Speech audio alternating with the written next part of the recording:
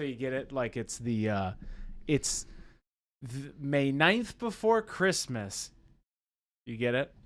You understand what I'm saying though, right?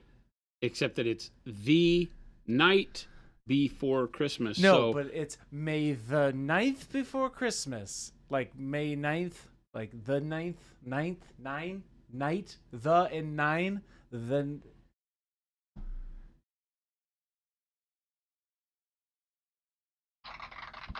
Thank you.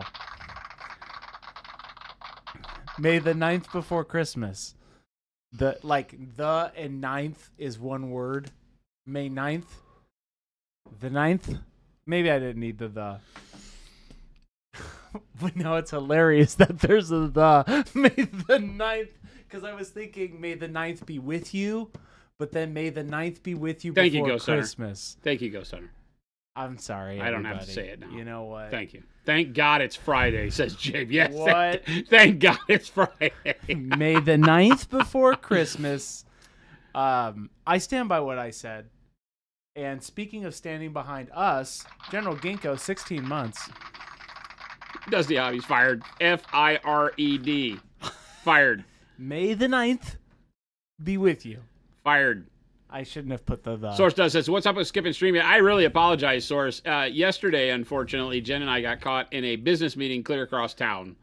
And it wound up going long, and there was no way we could get back in time. And so Chris and I had a nice discourse via Messenger, our company Messenger. And I said, Christopher, should we start late or should we cancel? No. And Christopher said, we should just start late. And I said to myself, well, I love Chris's energy. But I feel like it would be doing a disservice to come in like an hour or so late and then only stream for like 45 minutes. So we didn't. That's right. That's how it goes. But Chris and I thought about you guys. We do. And exerted effort in the exchange. We take to ask ourselves what it would be to do the best thing for chat. We thought that the best thing was to let you guys have a day off. Fly. Be free. Do something fun for yourselves. Yeah. Right? We take this very seriously. Very seriously. We do. We do not like missing. And I'm not even joking.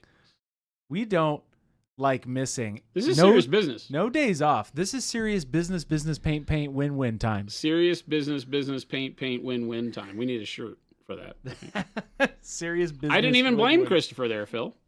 I made that a team effort to support and do good things for chat. That was our thing. In the face of adversity, we chose to do the absolute best we could. In the face of adversity. For chat. For the good of mankind. Well, Jen and I were in that meeting from like 11 till 1. Yeah. Well, after 1, and we still needed to eat, and we were an hour away from the office. Yeah, you guys are down there. So we chose to go to a restaurant and eat lunch. Make up That's really what Saturday. We can blame Jen. Jen needed food. We're going to say that. She's going to yell at me if she's in chat, because she's going to go, you wanted to go to Chili's, because we went to Chili's.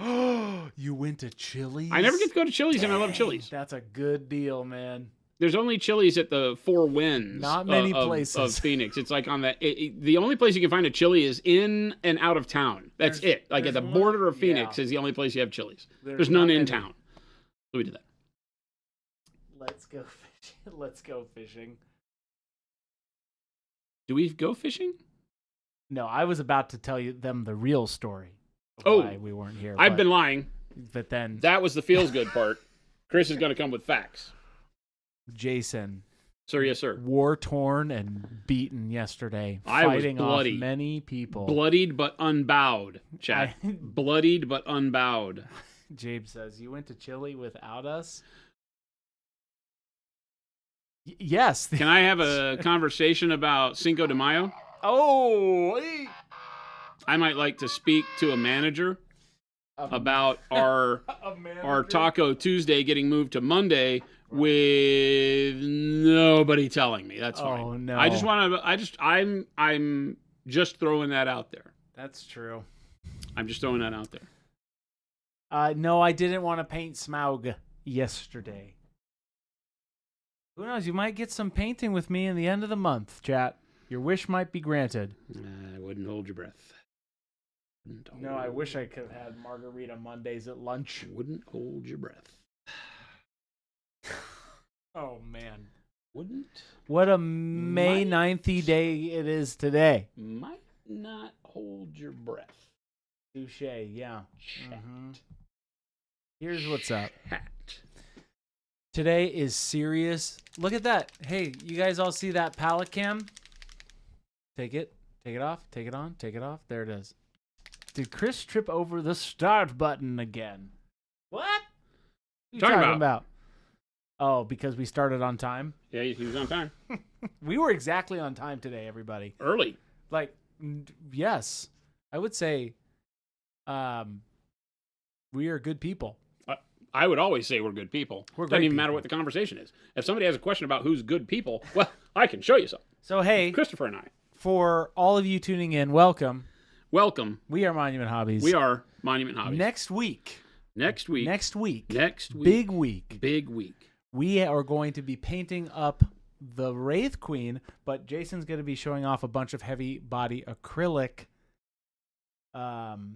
demos and such like that. So stay tuned. If you want to get a more deep dive, we're going to be doing that next week. I'll be doing that for you, chat. Yep. Well, he's going to be doing it mainly for you, 10% for me, and that's the math.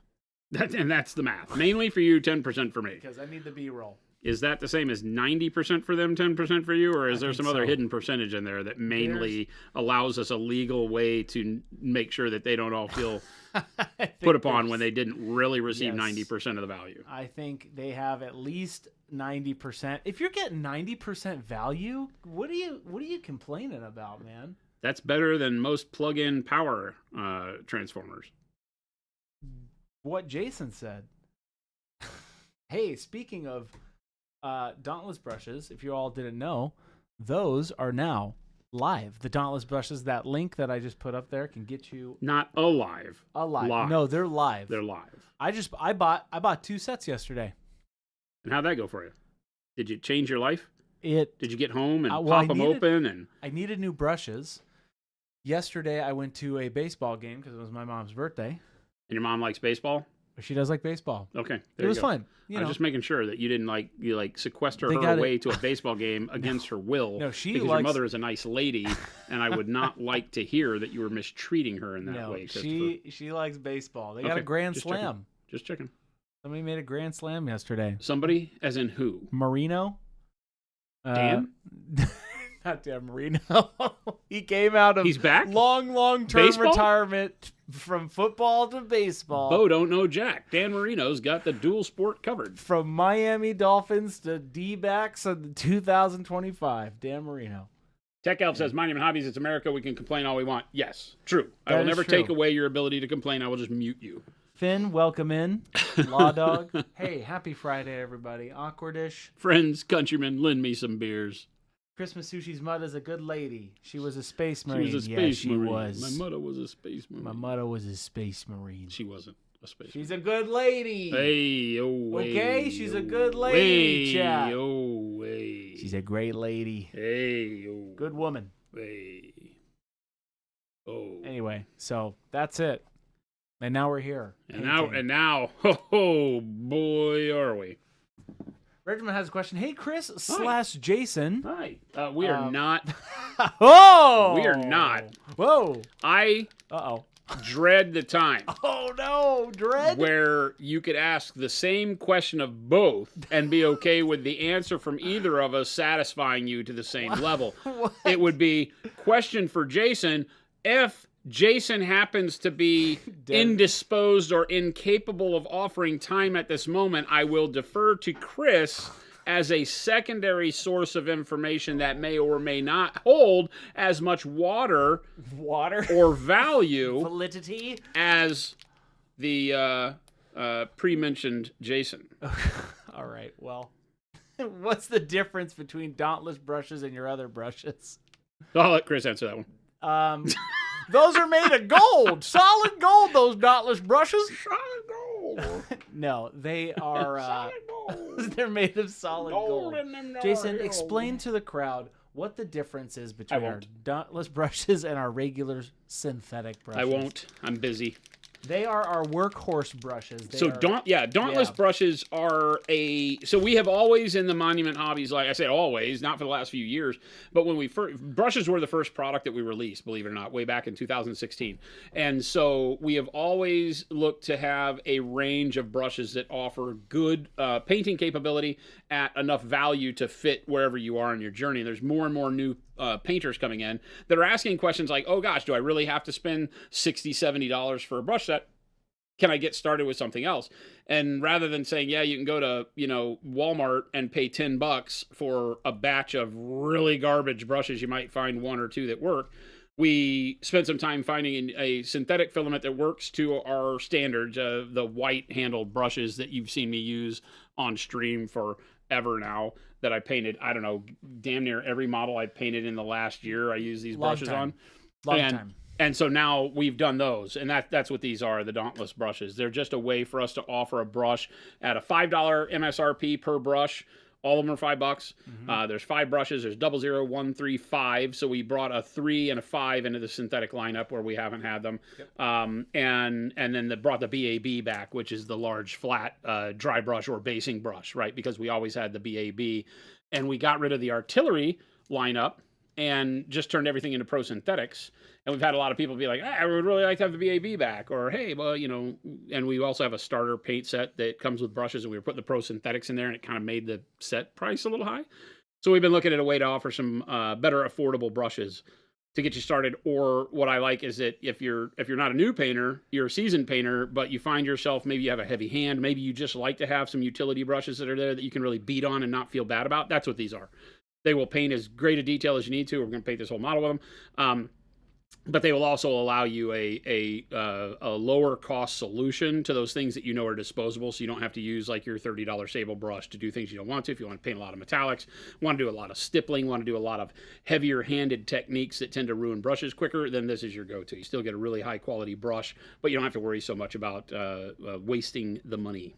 No, that's a great way to describe them. Is that fair? I feel like that's the gig. Derpstick, how would you do non-metallic metal steel on small things like buttons on pouches? Would you just use darkness and brightness colors, or the brightest colors in the non-metallic scheme for steel? I typically, for non-metallic to really read right, you need a minimum of 3 colors. So you're going to need a shade base layer, even on tiny buttons. A shade. Let's bust out Shinobi. She's the one where I generally like to show this off because it's about as small as you're going to get, right? Pop in real close. So the scales on here, this is done with 3 colors, right? There's a base, a midtone, and then a little dot of brightness to get that shine on the trim of all of those little links, right? And same with like all of the little buttons and baubles and things like that. Really tiny, the buttons on her whatever kimono. All of that is done with a minimum of 3 colors, and then I expand to more of the grays and bluish colors as the items around them get bigger, right? Because obviously you're asking a great question, because in that amount of space for that little loop, I'm not going to be able to put 6 blended colors of non-metallic. That's just not feasible, right? So reduce your colors down, but you need a dark shade, a mid-tone color, and a very ultra bright highlight. Mm-hmm. And the highlight on smaller objects is literally just a pinprick of light, like a small little dot. Mo, I think Chris should send everyone in chat a bottle of Wizard's Butt. I can't do that. I don't have the power. So are these better than the old Baumwick versions then? Yeah, I believe they're higher quality than the old artillery or utility Baumwicks. Oh, for sure. And that's just the modern nature of, the stuff that we've developed with our brush factories, is that we get, access to better filaments over time because science moves forward, right? Nothing stays still. And there's been a lot of neat developments with synthetic filament. Mm-hmm. And we always talk about this largely out of the backpacking world. Because that's where they really push synthetic filament to its furthest. Yeah. I'm stippling a lot here, by the way. Okay. Stippling. What is that color? Leather. This is black brown and warm brown mixed together, Christopher. And I am just using the number 5 Dauntless brush to stipple a bunch of dots. I want to start getting some patterning here for my distressed leather. Okay. What's the undercoat, just to remind the people? Black brown. Black brown? Okay. Yeah, black brown. Orky Fish, I'm not sure we really need a pallet cam. I blame Chris. You are fired. Banned. Yeah, I questioned it, but he pushed for it really hard. No! He pushed for it really hard, and I like to give Chris some wins. I don't like for everything to feel like I don't agree or that there's a tremendous amount of pushback for him. You know, he needs some wins. He needs to feel like his ideas are valid, and this is a great way to do it. Doesn't take up too much screen space.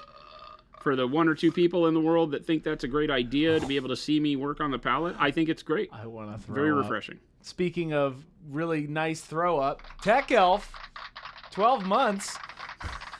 That Tech Elf, I'm sorry that you got under that really bad segue there. Speaking of throw up. Speaking of throw up, you're awesome.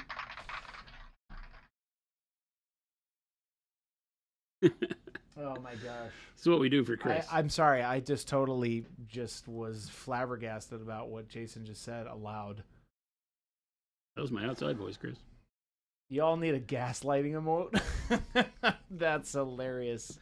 Okrin, you're right. I need a gaslight emote with Jason's head in a lantern or something. Oh, it's so good. Oh my god.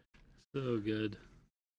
I do this for you. Game delay? What? I do this for you, Christopher. I don't even understand why we have a palette cam. Oh, chat, my poor heart.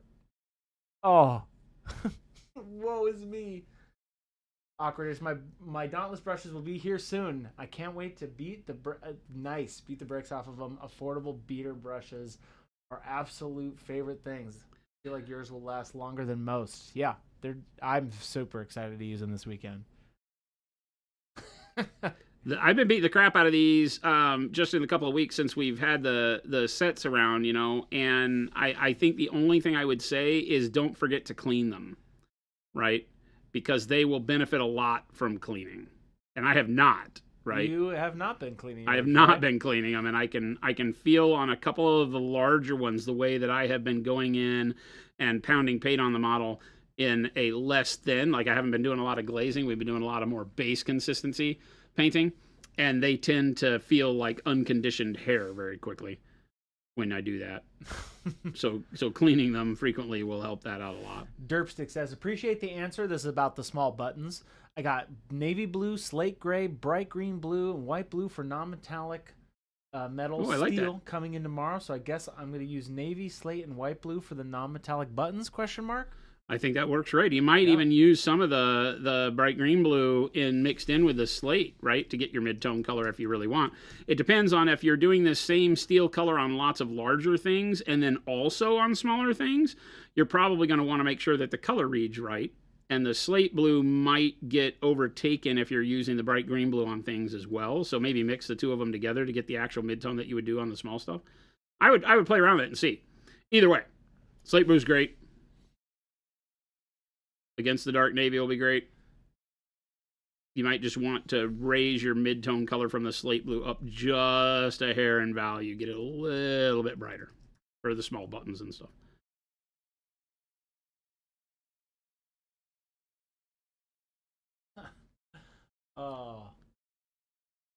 When will they ship to the FLGSs? The Dauntless brushes. I'm pretty sure they're available now. They can order them. I don't know if Philip and the wholesale team have sent out notifications to the wholesalers yet. We typically, on things like this, they go out at the same time.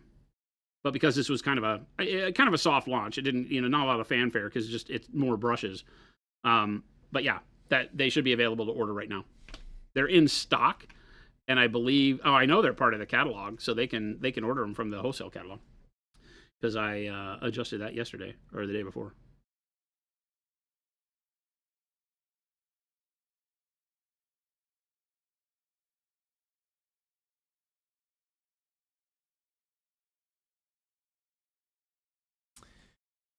I'm trying to decide what I'm going to paint. I have so many options. So many options, Christopher. Tech Elf says, so kids, today's lesson is to make sure to be cleaning after repeating pounding. Yes, repeated pounding. I see what you did there, Tech Elf.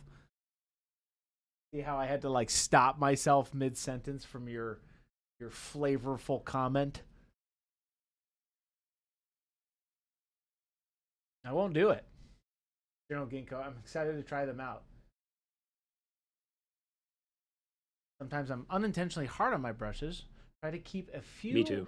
For the keep. They're going to be great. You're going to love them. Especially when I'm base coating, because I just kind of pound the paint on, and when I'm doing things like I'm doing right now, textures, and doing worn leather is going to require a lot of texture painting.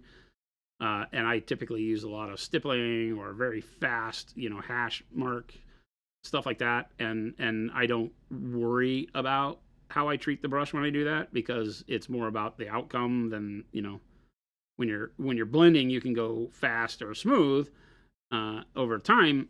And so you get to kind of control your habit of movement of the brush and how hard you're beating it up a little bit easier. But when doing texture, it's all about the final look. And I can't sacrifice that just due to the brush wanting to be treated better.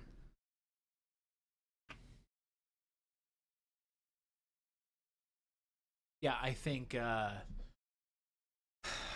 Earthworm Jim. I think Earthworm Jim is what I'm going to do. I'm going to build. That'd be cool. I'm going to have to build that, though. So I got to think about that. That's a bigger project. Oh, here we go. Here come the excuses, Chad. No, not excuses. I have to really think about that and how they're going to be hitting each other. Also, I am waiting for that eBay gun. Once I get that in the mail, I'll You'll probably get energized. You'll want to do something. Oh yeah. Or at least paint the gun.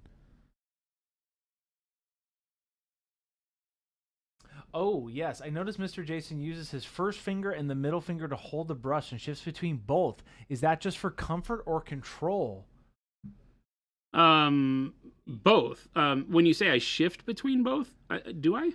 I don't know. I typically am using my middle finger as a way to keep the brush steady. I'm right now when I'm stippling, I'm using my middle finger and my thumb, and my forefinger is the guide.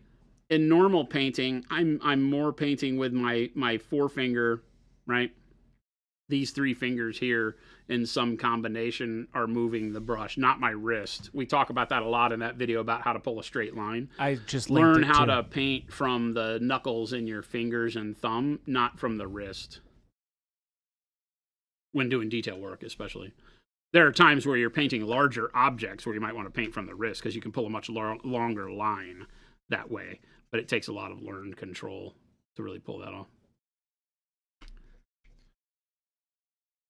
The that link I just posted. We posted a video yesterday for all of you who need some glazing and layering tips. We posted that one yesterday, which is getting really good feedback.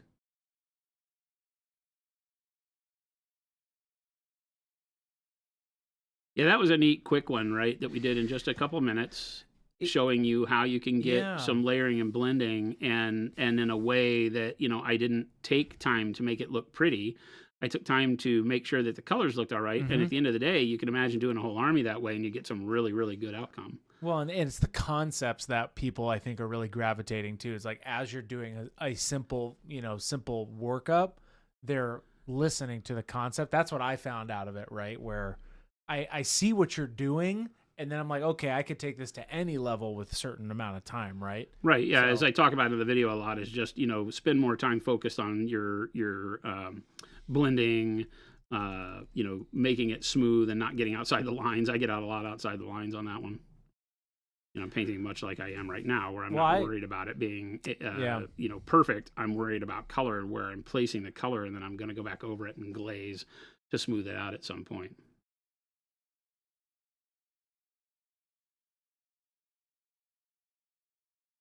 Shadowcast, actually, is there anything wrong with holding a brush further back? ?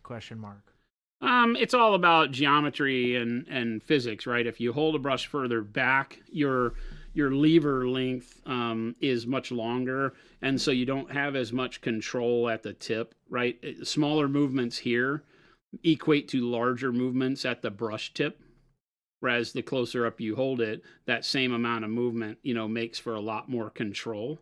So I tend to want to teach people to hold it about where the ferrule hits the body of the brush. It also lets you balance and steeple your fingers against the model. That's what you see me do a lot, where I'll place my finger on the model's arm, which gives me a really good balance point where I can pull a line very quickly, things like that. So I just think that is a better ergonomic situation, but everybody's different. If you feel better choking up on the brush and holding it way back and getting in and doing things like this, it's just that you typically make smaller motions for bigger lines when you hold it back here. So you lose the ability to get in and do really, really fine detail without doing just really fine hand motions, because the end of the brush is going to move a lot. That's just that the idea of an arc, right? If you draw a circle and you look at the circumference and you break it into arcs, the arc is shorter and shorter and shorter as it gets closer to the center point of the circle. And so the center point of the circle in this case is where you're holding the brush. So if I'm holding it at the end, every movement I take, the arc, the line that the brush is moving out here is much longer than it is in here, right? And so the amount of space that this part of the brush is moving is very little, where this one becomes a lot more. And so you just have to be careful with that. Little Billy, real question, not a Chris jab, not an oil company. I'm a tad limited on space, so I can't get one now, but do you think having an airbrush setup would make a significant difference in painting progression, or do you think with the addition of color match primers, an airbrush setup could be overlooked? To simplify, do you need an airbrush to step up your progression? In a lot of cases, I don't think you need an airbrush to do anything. I think what an airbrush offers you is another tool to learn from and to utilize while you're learning that you will, I think, be very happy with as you go and use it. Obviously not everybody's the same. I know people who still to this day just hate airbrushes and just won't even think about getting one. But I've always said that even if all you do is use it to prime, right, that it's a great tool. Now, if you're okay in an area where you can use rattle cans to prime all the time, then it can take the place and you don't even have to, especially with like the Color Forge and our primers, because they basically give you as smooth of a lay down on the model as an airbrush would. So, it makes it really tough to say that, oh yeah, you have to have one. But they then offer you the ability to learn how to base coat and get really smooth initial blends on the model that get you started in the right direction, make painting lots quicker. So there's a lot that you can do with them that I think is very, very worthwhile. But like I said, it really just depends. I'm not going to go out and tell anybody you have to spend the money on an airbrush. I don't think that's true. I know lots of people that don't ever use an airbrush for anything, not priming, not base coating, nothing. They just don't have one, and they do fantastic work. So, there is no rule that says you have to. I just know from my years, decades of using an airbrush, that there is absolutely no tool that can replace it 100%. Once you get used to it and confident in your abilities with it, you will be so happy that this is a thing that exists. Yeah. Jason, we have a question from Twisty Farmer. Can you talk through the use of glaze and wash? I picked it up and not sure that I'm using it correctly. Sure. Yeah, give me a second. Mm-hmm. This is a great question, Twisty Farmer.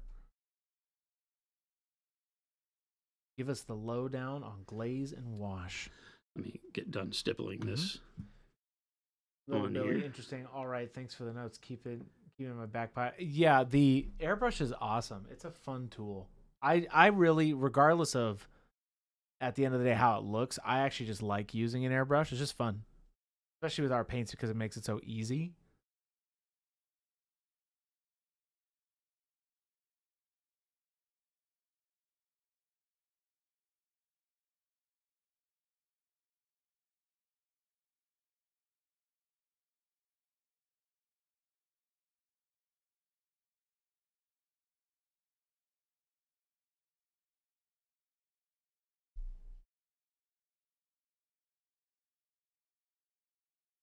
Is Happy Dune Day, May the 9th, chip and shatter.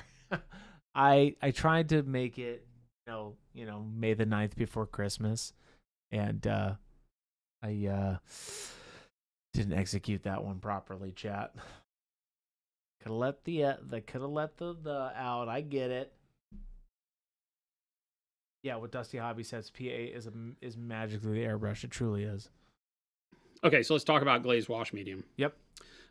Very, very flexible tool. You know, it's funny because we named it Glaze Wash Medium. It's just a great medium. We use it as an airbrush medium. Talking about airbrushes, the place where you see me use it the most is when I am diluting paint for use in the airbrush. I will first mix color with the Glaze Wash Medium, then I will add some water to it. Same thing for painting. So let's just mix up a color real quick, and I'll show you. Let's do. I have some texture trainers over here. Are these for something, Chris? Those are for you. These are for me. Those are exactly. I can use them how I want. Yes, that's what they're there for. I have white, gray, black, any version you want, dude. I can use these for me. Yes. What? All right, we're gonna do the hunter. Pow. Let's get some pants colors on him. Where that came from, but I'm sticking to it.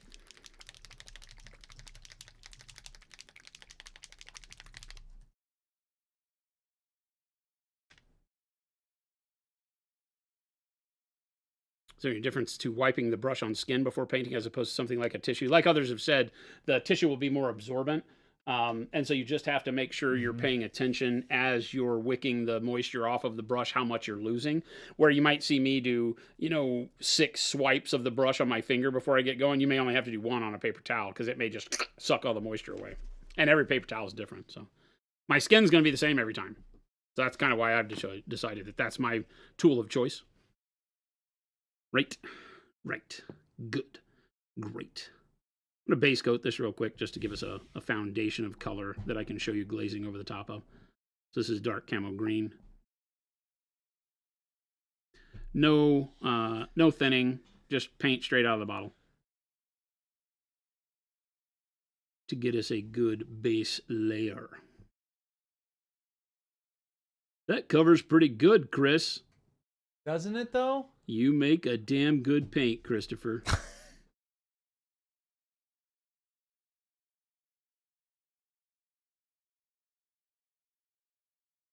You're just basing it right now, you said? Yeah, just putting some base colors down.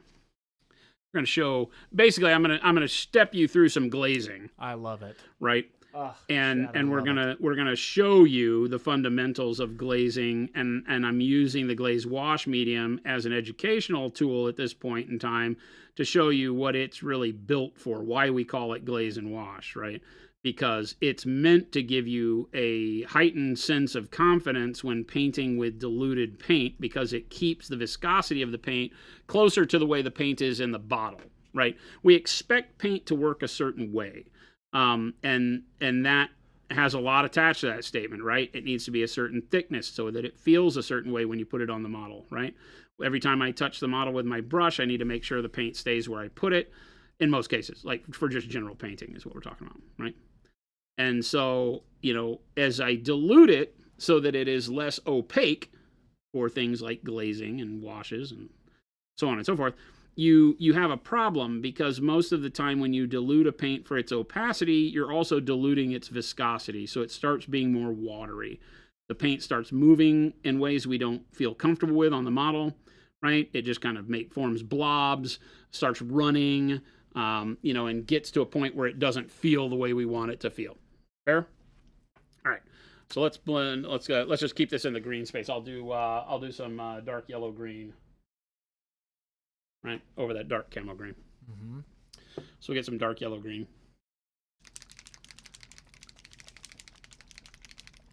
Okay, and I will take a mixing cup, which we have still not ordered more mixing cups, I don't think. I'll put 4 or 5 drops in there just for show-off purposes. But obviously you don't have to mix this much paint. It depends on what you're actually trying to do as to how much paint you need to mix. I'm going to zoom in a little. Yeah, please do. Then we'll grab some Glaze Wash Medium, of which I am missing my bottle. I only have the empty bottle, Chris. Did you steal my Glaze Wash? For a commercial? Are you sure? Wait. Are you sure? No. I has no Glaze Wash. Sorry. This was because we were doing short. He never takes my stuff, chat. Never takes my stuff. No, that was on me. That's totally on me. I had to use that for that. Dusty Hobbies knows what's about to happen next. Next on the channel is where we add just a skosh of Glaze wash. So this is the part, chat, where you need to be very scientific in your mixing. Hardest part about using Glaze wash medium is to have a very steady hand, right? Look at that. Not a single shake, super steady. And then you want to mix about that much. Okay?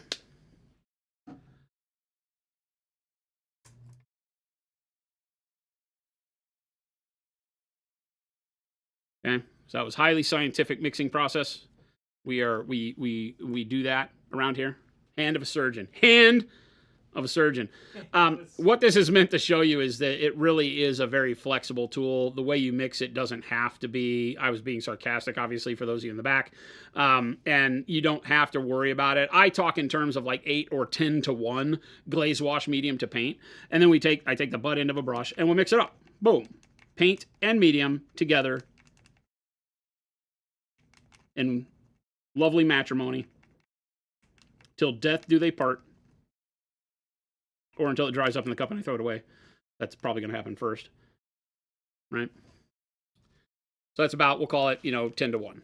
Right? Big splooge of glaze wash medium and some paint. Now, what you've got is you still have paint that has not become watery. Right? It's still the thickness of paint. Feels like paint, acts like paint, but now I can see through it. Look at that. Right? And that is the feature of a filter or a glaze or a wash. All of these things we call filters. We can see through the color, but it allows enough opacity for that color to accentuate, right, the underneath layers. So I now get this kind of snot green on my snake, but I can see all of the details on the snake. It doesn't blur any of it, okay? So now I have a paint that acts like paint, right? But I can see through. So what that does for us in terms of layer painting is it gives us the ability to glaze. Right?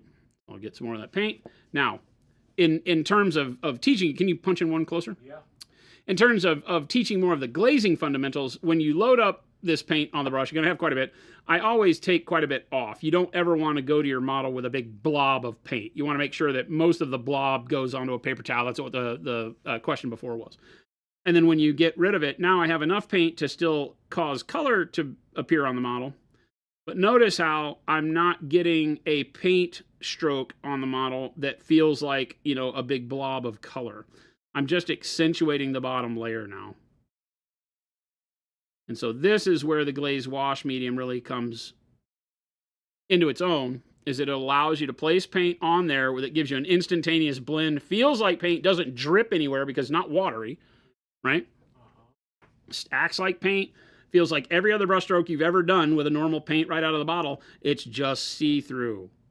Okay, so it allows you to do all these crazy filter things that as a new painter you may have heard about, see people do, but you're like, I'm uncomfortable trying it. It doesn't feel good when I'm making that happen. And now I can just kind of willy-nilly come in here and put paint on the highlights and not mess up my model. I'm not getting big bright brush strokes from using a brighter color over this dark color. I'm just starting to move my color brighter and brighter, right? And so now I have a shadow and a highlight, but I don't have any rough areas in between them. So I'm able to glaze in like one coat, whereas the more watery you get, the more you feel like you're having to glaze in multiple coats. Now I can simply just go in and do 1 or 2. And I can keep withdrawing it further into the highlights, and I can get very, very quick work done here. It allows me to paint real quick, paint in a more, I don't know if I hate calling it sloppy, but right now I'm being very sloppy with it just to show you, right? Because that's what it is. Without it actually looking too sloppy on the model. It still is going to dry to a point where I can see through the paint, right? And get those blends without having to work hard for them. Because that's really the trick when you're new, is how do I get my blends to be smoother? How can I do these things that I'm seeing on all these models across the internet, blah, blah, blah, blah, blah. But do it without having to, spend 10 years learning how. And glaze wash medium is just a way to kind of give you a tool to do that. right? And that's super sloppy. Like we're zoomed in super close, and you can see I'm not spending any time working on my brush stroke. I'm just putting it on the model. You know. Now you can take this a step further, and you can add water to it. Okay. So let's add some water to our mix. Again, I'm gonna show off my super hyper steady hand. Right. Look at that. Look at that. Right? Anybody want open brain? And you want me to take a look at your innards? Right? And then, oh, not like that. Okay. Anybody want me to take a look at your innards? I said that out loud, by the way. Anybody want open brain? Anybody want open brain? I got an X-Acto knife. Oh, we have a great commercial coming out. I'm going to put a lot of responsibility on Chris right now, but boy, do we have something awesome coming your way. That we shot today. I had a lot of fun doing it. Chris, I think, had a lot of fun doing it. So did Alex and Gabe. It's going to be fun. Yeah. It's going to be lots of fun. Let's get another model because it's not going to work to show you on there, but I'm going to show you how we can use this same color. Now, so is this. I know, but use the clean one. Use the clean. Jesus. All right. So we can now go from a glaze to using the same filter with water to lower the viscosity. It's still built around the glaze wash medium that gave it its initial dip in opacity, holds the pigment together in the way that you want it to so that it doesn't just run all over the place and get chalky. That's the glaze wash medium. Now we add water to it. Now look, it runs more like water, right? It's a lot less viscous. It drips, right? I can get droplets to fall off the brush, right? So a lot wetter. Now I can use this as a wash, right? So let's just do her hair because it has a lot of dips and crannies in it, right? And now notice that when I touch it, right, now that paint goes into all the nooks and crannies and is less controllable, which is what you expect from a wash. You want a wash to just kind of lay in the recesses, skirt across the top, right? And now you can imagine that I can go over like leather or whatever else I need. And now I've got a really good way to give just a really quick filter for shading and highlights and speed painting and whatever else you want it to do. Okay. That's just by adding water into the suspension that we created with the glaze wash medium first. That's why it's called glaze and wash. Glaze first by adding just the medium, wash second by then adding some water to the medium mix. Right? And this is a much more wet application as you would with a wash, but I can still go in and take most of the material off if I don't want to do that. And I can also use it to paint with. It's just going to have a very, very low opacity, right?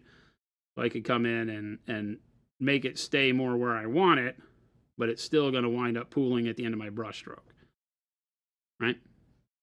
So you can still wick it. You're just going to have a little less control and a lot less pigment. It's not going to have near as big of an impact on the model. If I were to put this on this right now, it's not going to act like we're really painting anything. Yeah. But this would be a great final filter to go back in and smooth your blends and go into the shadows with it. Basically paint the whole model with it again. This is the way I would do that, right? So that it doesn't overtake the shadows, but makes all of my sketchy texture go away. So, right? Nice two-step process for layering and blending.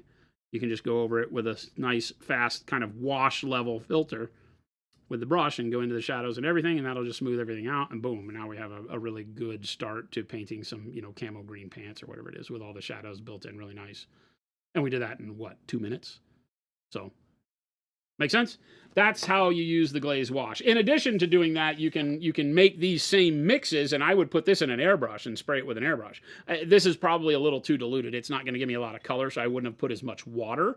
But up until the water part, maybe just a couple of drops of water to make it a little less fluid, or a little more fluid, less viscous, so it runs through the airbrush better. So that works great too. So, lots of ways to use it. Tons of fun. I love you, Chris. There you go. No, I'm not. But I said that for you. All right, chat. Do not put ice in that. It is not delicious. Do not. That was dark yellow green, yes. Let's go back up to Smelly Fella's question. What would it take for you to do a stream painting historical figure EGA Napoleonic mounted French or whatever. Ooh, historical? For me, the 100% thing is that the model has to speak to me. Yeah. So from a historic perspective, I don't get jazzed off of true historics and bringing them to their true historic nature. Now, the right model with the right expression, right stance might make me want to paint that, right? I like the coat, the the Napoleon, like the French coat and cuffs and some of the flair to all of that is really cool. A lot of it for me is more of the artistic freedom to turn something that nobody expects a color out of into a story. But the same can be true of something that's historic. It's the same reason why you don't see me painting a lot of Spider-Mans or Supermans or things like that, because everybody knows what they're supposed to look like. And I'm more of a free expression artist. I want to grab something like this that doesn't even have a color version of it and say, okay, now I'm going to create some color on her. Are you staying after? Raymond says, "Are you staying after work again tonight?" Who's asking this? See, it was up there. I just saw it. We are actually. The D&D group is here. Oh yes. I'm not staying very late because Jen and I have a dinner date. But yeah, Ragnum, the D&D group is playing tonight.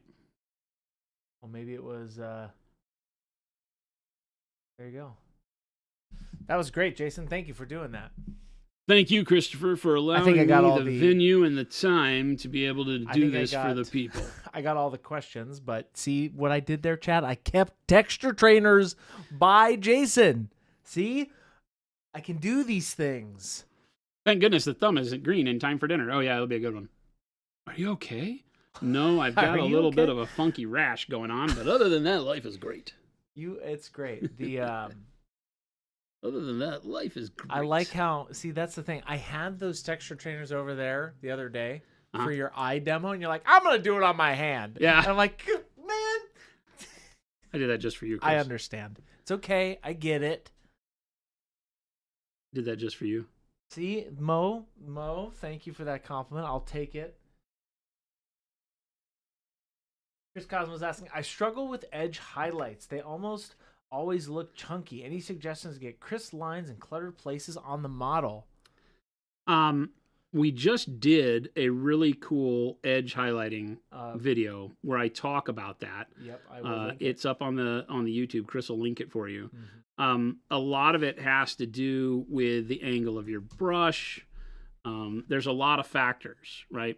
So when I say angle of the brush, right, realize that not everything has a really crisp edge. Sometimes you get lucky and you can do like on this strap. Can you pop in really close?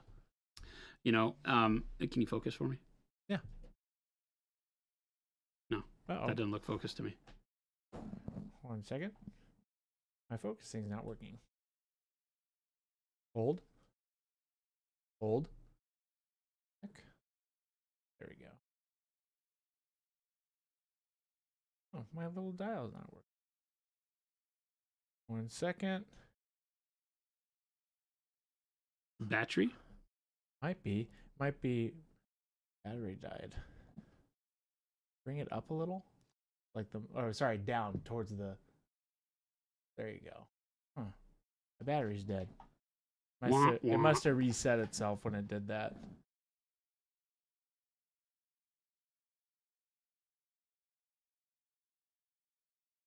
Old chat.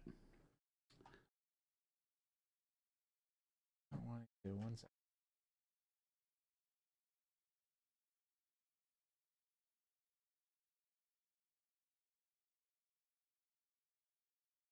Mo says battery died. I take back what I said earlier, Chris. Me too. No. Me too. It's fine. It was just fine. Likely story. Weird. Hairdo, nice. Glad. Yeah, Vince does great work. Does good work. Derpsick, in the meantime, Derpsick asks, what PA paints would you use for black distressed leather? I'm thinking of using yellow ochre or dark ivory, but I feel like that might be too bright. They could work for really worn edges. So if you're looking at edges that may have worn through the dye, because there's no such thing as black leather, right? It's usually dyed. Now there are hides that are black hair, but once you strip them of the hair and get to the hide, it's generally that rawhide look, right? That buckskin type of coloring. There are some that will have blotches in them.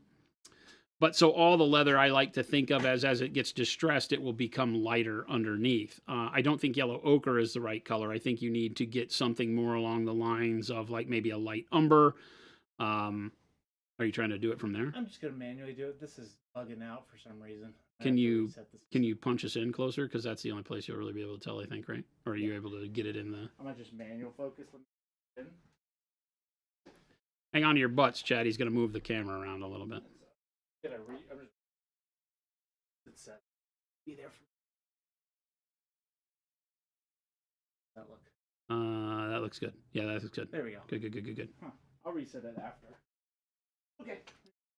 Now you can finally see that I'm stippling. Holy mackerel. All right, so edge highlighting is typically done not with the point of the brush. A lot of people will make very thick edges because they'll try to draw the edge like they have a pencil in their hand, as opposed to taking the edge of the brush. Let's grab another model again. Let's grab this guy. Right? And so this is the one we did the video on. So if you take the edge of the brush and you try to go along that edge, you're going to have your hand wobble and everything else that you got to worry about. So what we want to do is take the brush and use the side of it, right? So like this. Mm-hmm. And in the video, we talk about, using the side of the brush to do the line. And depending on your angle, if you do it completely perpendicular, you'll get the thinnest line. And as you decrease that angle like this, you'll get a thicker line, right? And pressing harder obviously makes that. But like if I just take it and do perpendicular along this edge, right? Then as I draw a line, it's going to be, gosh, it's super thin, right? Like razor thin. Yeah. Razor thin edge there, right? So if I want to make that thicker, then I would increase the angle or decrease depending on how you're looking at it, right? And push a little bit harder, and I got to make sure I rotate it more because my brush will kind of get outside the line, right? And now I've got that edge to where it's much thicker. Yeah. Okay. Uh-huh. So just by making that angle. Now, if you don't have an edge, like you have this little thing here that you want to highlight, then you have to draw it with a point. And then it's all about just light pressure and steady hand, right, to get that edge drawn in there. And usually starting with a thinner paint helps a lot. It looks funky when I'm doing brown on white, but you get the gist. You can see it. It's looking at... Yeah. And one thing to think about too is that you can always go, and if you feel like your line is a little too thick, take the color that you painted with last, don't paint it over entirely, thin that color down and put it over that edge. It will be a glaze. It will make that edge darker, and now then you can go back over with a thinner version of the edge highlight color, and now you get a blended edge, and that looks really cool. So don't think your thick line is a mistake. Just go back with the color that you did first, glaze it over the top, and then do your edge and keep your edge a little bit thinner, and you'll love it. It'll actually look better than just the edge by itself at that point. Andy's asking, when would you use a transparent paint versus glazing? Well, you would turn the transparent paint into a glaze, because the transparents, when you just use them, yes, you can see through them to some extent, but they are super vibrant color. So you're not just going to use the transparent paint like raw dog over the top of another color, because it literally will turn the entire model whatever color transparent you're using. Make sense? Yep. Oh, it makes sense now. It'll be too much. So you're going to thin it down. Remember, a glaze is not a product. A glaze is a technique, is the way we like to say it.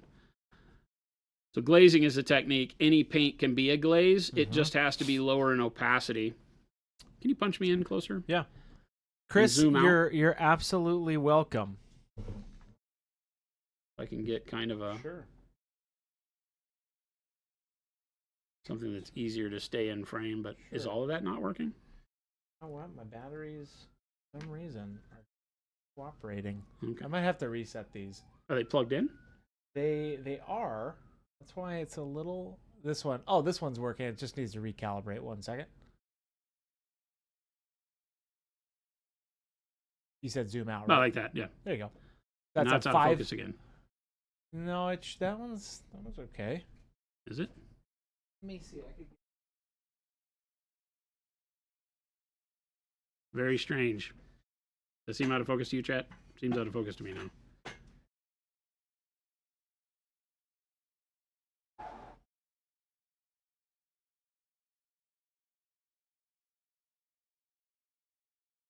How's that look? That looks better. There we go.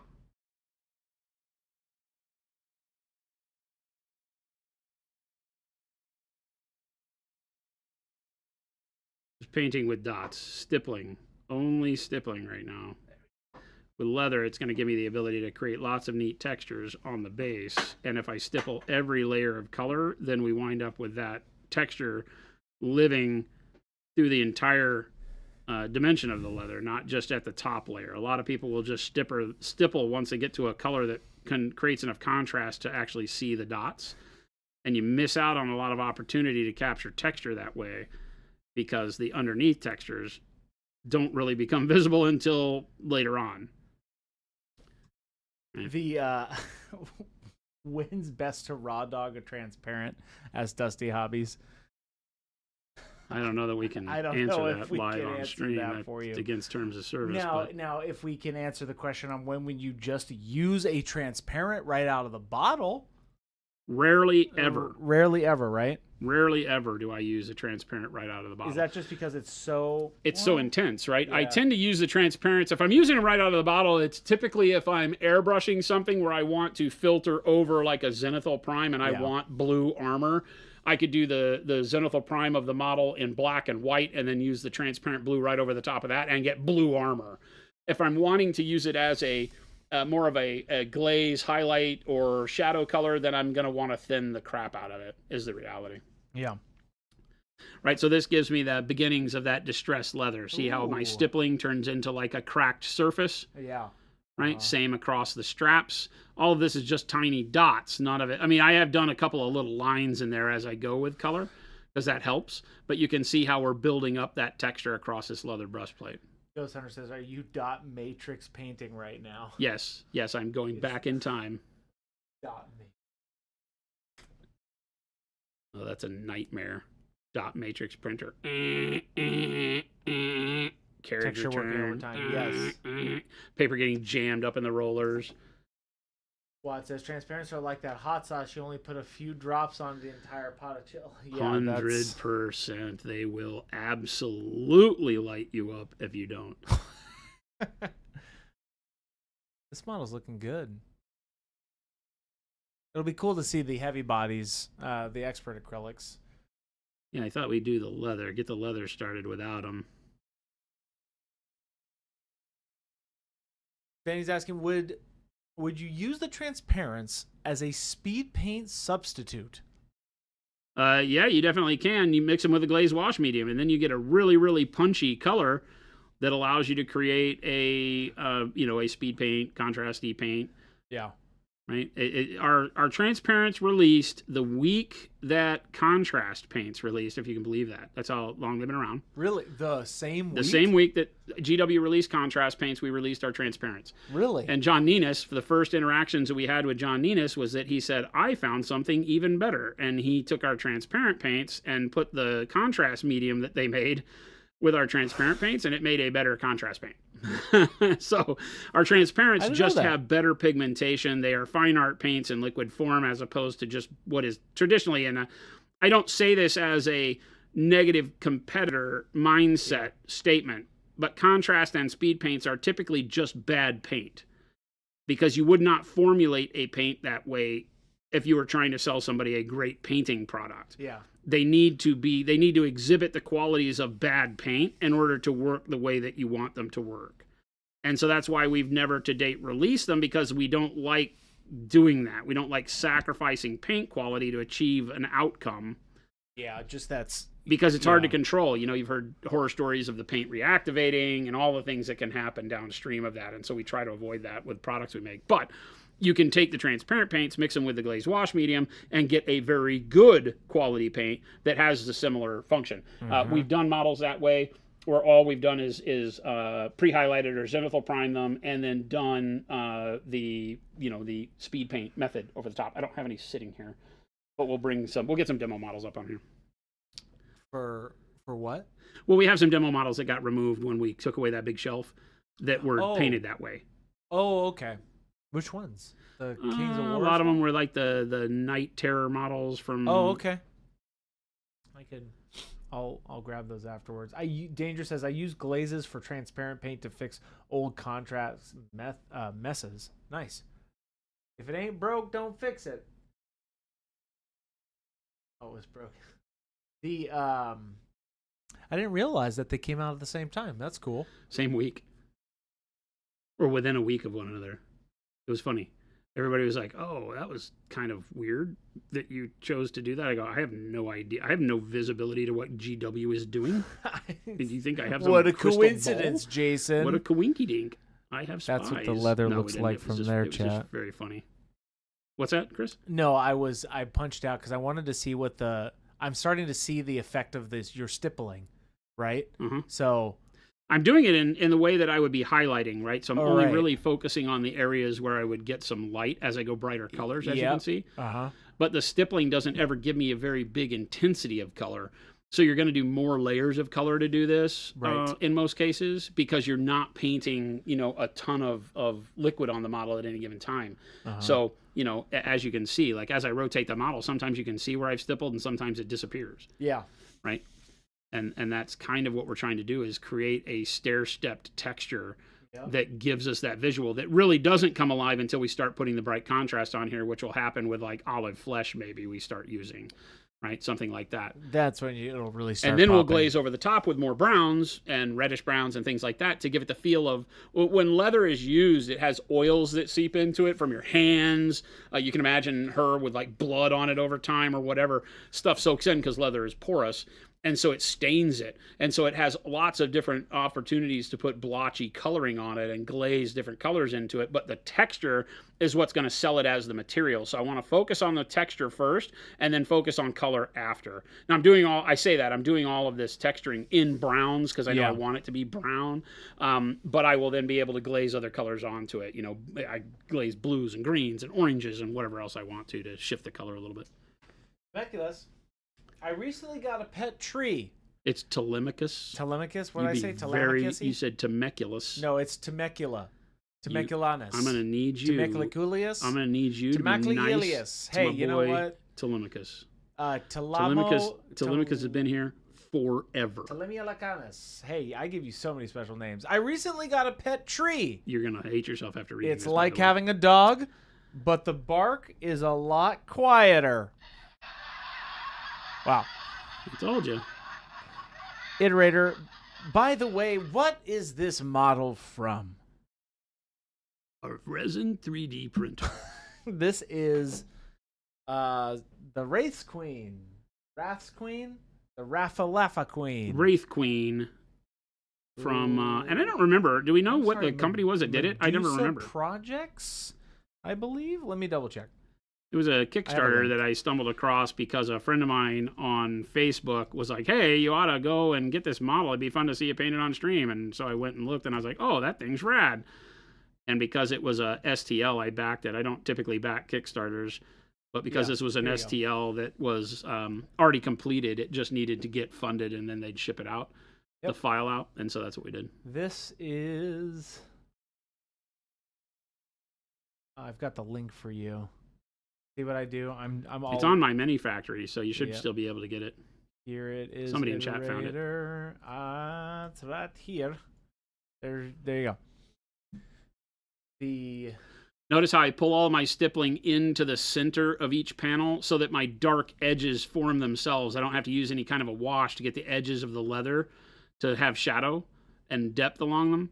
That just forms because I'm not stippling out to the edges where the black-brown base coat lives. And I got a question. I was curious if the U.S. tariffs have hit you in Arizona. Do you expect any availability issues? I think you make everything in-house, right? Yeah. Most of our vendors have been really good. We manufacture here in Arizona. We back during the COVID times, the dark ages, moved all of our plastics manufacturing to the States for our bottles and such. So that really shores up our logistics for supply line on paint. which is what we need to make sure we do. That's the bulk of what we do around here is make paint. I don't know if you've heard about this amazing thing called Procurl. Segway. Oh, look what you did there. Salesmanship. So we don't really have a lot that we have to worry about right now, knock wood. Doesn't mean that if craziness continues to ensue across the world that we don't have vendors that have exposure, because we don't control where our vendors get everything that they get, but we don't have a whole lot. Right now, the only thing that we worry a little bit about if this drags on with Asia Pacific area is our go bags. But we'll have a good way to react should we need to. What was that brown you're stippling right now? Says What I'm doing right now is burnt umber, just right out of the bottle. This is just straight up burnt umber. Straight up burnt umber. I used black brown and then warm brown, and the burnt umber kind of gives us a light warm brown kind of feel. It's like a warm tannish color is really what it is, the way we've done it. It would be better named light burnt umber. It's not quite as dark as like our burnt umber in our heavy body line, but all the same, it's a very good color. I didn't want to do the dark version in the Procurl line because with the regular umbers and the other browns, I felt like we needed something that sat a little bit brighter. Smelly Fella has a question.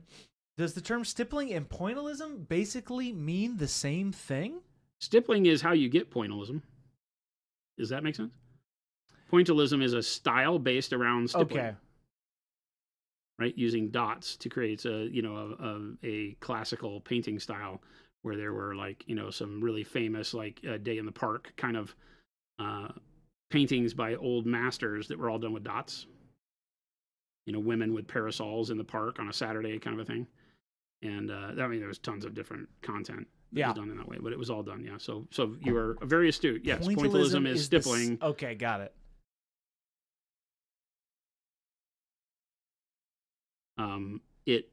Pointillism is, like I said, it's a technique that uses stippling to paint the entire picture. So the whole picture would be in stippling.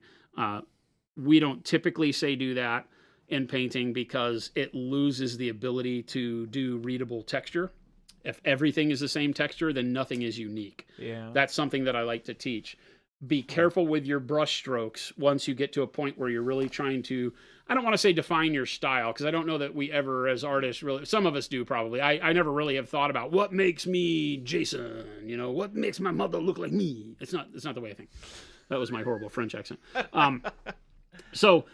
But if you're trying to find your way or just gaining confidence, one of the things that will make your model better is being able to distinguish between textures of material on the model via your own direct brushstrokes. Huh. So non-metallic metal is a great way to do that, right? We create anything that is hard surface metal reflective on the model with the way we apply color and the textures that we use. If you were to stipple a sword in non-metallic metal, is it doable? Yes. Is it going to look like hard metal? Questionable, because stippling typically makes it look more like a porous fabric, as you can imagine, because sponges, things like that have that kind of stippled texture already. Mm-hmm. Wool, cloth, when we're doing it like that, cotton even. Stippling works great for cloth, skin, more porous materials. Stippling hard materials then starts to have them lose their distinguishing nature. You can still do high contrast with stippling. You can still make it work. It becomes stylistic, right, and not material focused, and that's where pointillism lives. Pointillism is stylistic in that everything is stippled, and so you don't notice texture. All you notice is color and contrast on it, and the way that it was brought about is very cool and stylistic because it's all in dots, right? It's the dot matrix printer version of the Mona Lisa. It looks cool, but you lose a lot of the feel of what makes some things really interesting to look at, in my opinion, because you've overdone it. So just be careful. Same with hash marking. I see a lot of people that will paint their models. There's a person on the internet that I saw that did a bunch of orcs, and it was all done with hatching. It was all like check. It's what I call cross hatching. When you do 2D art, it's how we do shading. A lot of times you'll do cross hatching because you can get one layer of darkness by lines in one direction, and then you cross them perpendicular at some angle, and it darkens them up with that checkerboard hatching. and they're painters that do their whole model that way, it tends to lose. It's cool and stylistic, and then you see it enough, and you're like, but I'm missing something. Maybe a couple times. Yeah, or parts like- of the model, yeah, parts right, of it. to dictate a texture and things like that. But yeah. Where does burnt umber fall in with the other umbers in the line? Well, I can show you because it is value-wise more like light umber than dark umber. Right? So more like Oh, that, yeah, but yeah. just a redder version of light umber, kind of, It's a and then red. dark umber. It's it's that terracotta. Yeah, more like a terracotta, right? It has kind of that reddish orange version of them, right? But falls right nicely in that line. You could use all three of them together, right? Dark, Yep. mid-tone, highlight. Although these don't have a lot of brightness variance to them, the color will carry it that way. Yep. Which is kind of what I'm doing right now. I'm going black brown into warm brown into the burnt umber. So What's the price point of the heavy body acrylics going to be, Jason? I'm looking at $6 a tube. Might be $6.50. I got to nail all that down. Will the strap on the left arm be a different type of leather, or does it need some stippling? I have all the straps that are on the arms, and I am not really thinking about them right now. The straps. It could very well be the same way. There's a strap. Are those over like here. mummy strap? Oh, okay. This I'm thinking I'll do more like cloth. Well, maybe parchment? not cloth, but like thick, lighter color. Like I want that to be more like parchment colored on the arms. Like mummy? Yeah, kind of like dirty mummy wrap. But it does have heavy leather straps that hold the shoulder plate on. Yeah. And I probably should be doing them the same way I'm doing this. I tend to hyper focus on the thing I'm painting on the model so that I can figure out if I like it or not before I go and dictate it everywhere. You'll see me on a lot of models will paint that color, like maybe it's a non-metallic color on something, and then be like, okay, now let's go do that everywhere else. So part of it is just me playing around with the model to see what I like. Yes, it is a bargain for sure, especially compared with the artist grade anything. Yes, you guys are going to love them. Yeah, again, it's that we don't just stick our name on other stuff. So being involved in the production from start to finish helps us maintain a little bit of that. And we're also very value focused. We run our whole business to be able to make sure that the people buying the product find the best value in it. Now, it means that I can't sell through Target. You won't find Monument Hobbies through big box stores because we do not inflate the price to pay a third-party middleman to put it out in front of a bigger populace. And there's commercial reasons to do that. We feel like we're okay with selling less of better quality product direct to the consumer or as close through FLGSs that we can so that we just offer better value all the way around. That's kind of our business motto around here. That's why you don't find us through big box stores and stuff. Would your umber paints be a good choice for panel lines on scale military aircraft? I like black brown better for panel lines. The thing with military aircraft is that I tend to stay away from browns as deep color weathering. Black brown would be about what I'd use. I like to do like warm gray and black brown mixed together. I tend to like the oily nature of what's in there. Not always just brown, but some grays in with it. So the warm grays, some of the newer grays coming in the amp sets are fantastic for that. But yeah, the burnt umber would be a little bit too much. What kind of human skin tone would be good to use for burnt umber on? I'm thinking maybe South Central American skin tone. That's what this face is, popping close on this. Yeah. That's what the base layer of his flesh is burnt umber. It just gives a really nice, kind of, like I said, warmer tan underpainting. So yeah, if you wanted that to be the readable color, then yeah, South American, Middle Eastern, right, is kind of where that fits in, indigenous American, stuff like that. Because it's a more sunburnt feeling skin, or always out in the sun feeling color. Because it has that rich kind of orangey red warmth to it. Not the pinkish that makes skin feel alive, right? It's a redder hue. So yeah, you could build up from like black brown and then shadow flesh and then into burnt umber, and you would get a really nice kind of central, American feel to it. You could obviously adjust that to go even darker. Because when we talk about regional skin tones, they still vary tremendously. Go Google Asian skin tones. Oh, there's so many different Hundreds. Hundreds. You start realizing how similar people look and how it's in our brains that we've disseminated them into color categories. Because all across Asia, all across Europe, all across Africa, all across Central and South America, you have color of skin that goes between them. So finding a set of hues like we do here that starts with a dark, then goes to a mid-tone, then goes to a highlight, and then really just adjust how much of the dark base shows. That'll make your skin darker, because the mid-tone and the highlight colors, even if they're like, Caucasian skin tones with more pink in them, will still read as darker flesh highlights if you leave more of the darker skin tone. Like black, I like black-brown. I love our black-brown color, and then adding in like advanced flesh tone or shadow flesh into it, because that adds the little bit of peachy pink nature that all flesh has. And then move from there, right? Because like I said, depending on where you are in the world, you could wind up with yellower highlights if you're in areas with tons of open sunlight. It just is free to use as you wish. What would be a good paint to create a darker tone with tan flesh? I feel like it's a bit too bright for me out of the bottle. Well, so are you meaning how do you mix tan flesh to make it something darker? Is that what you're asking me?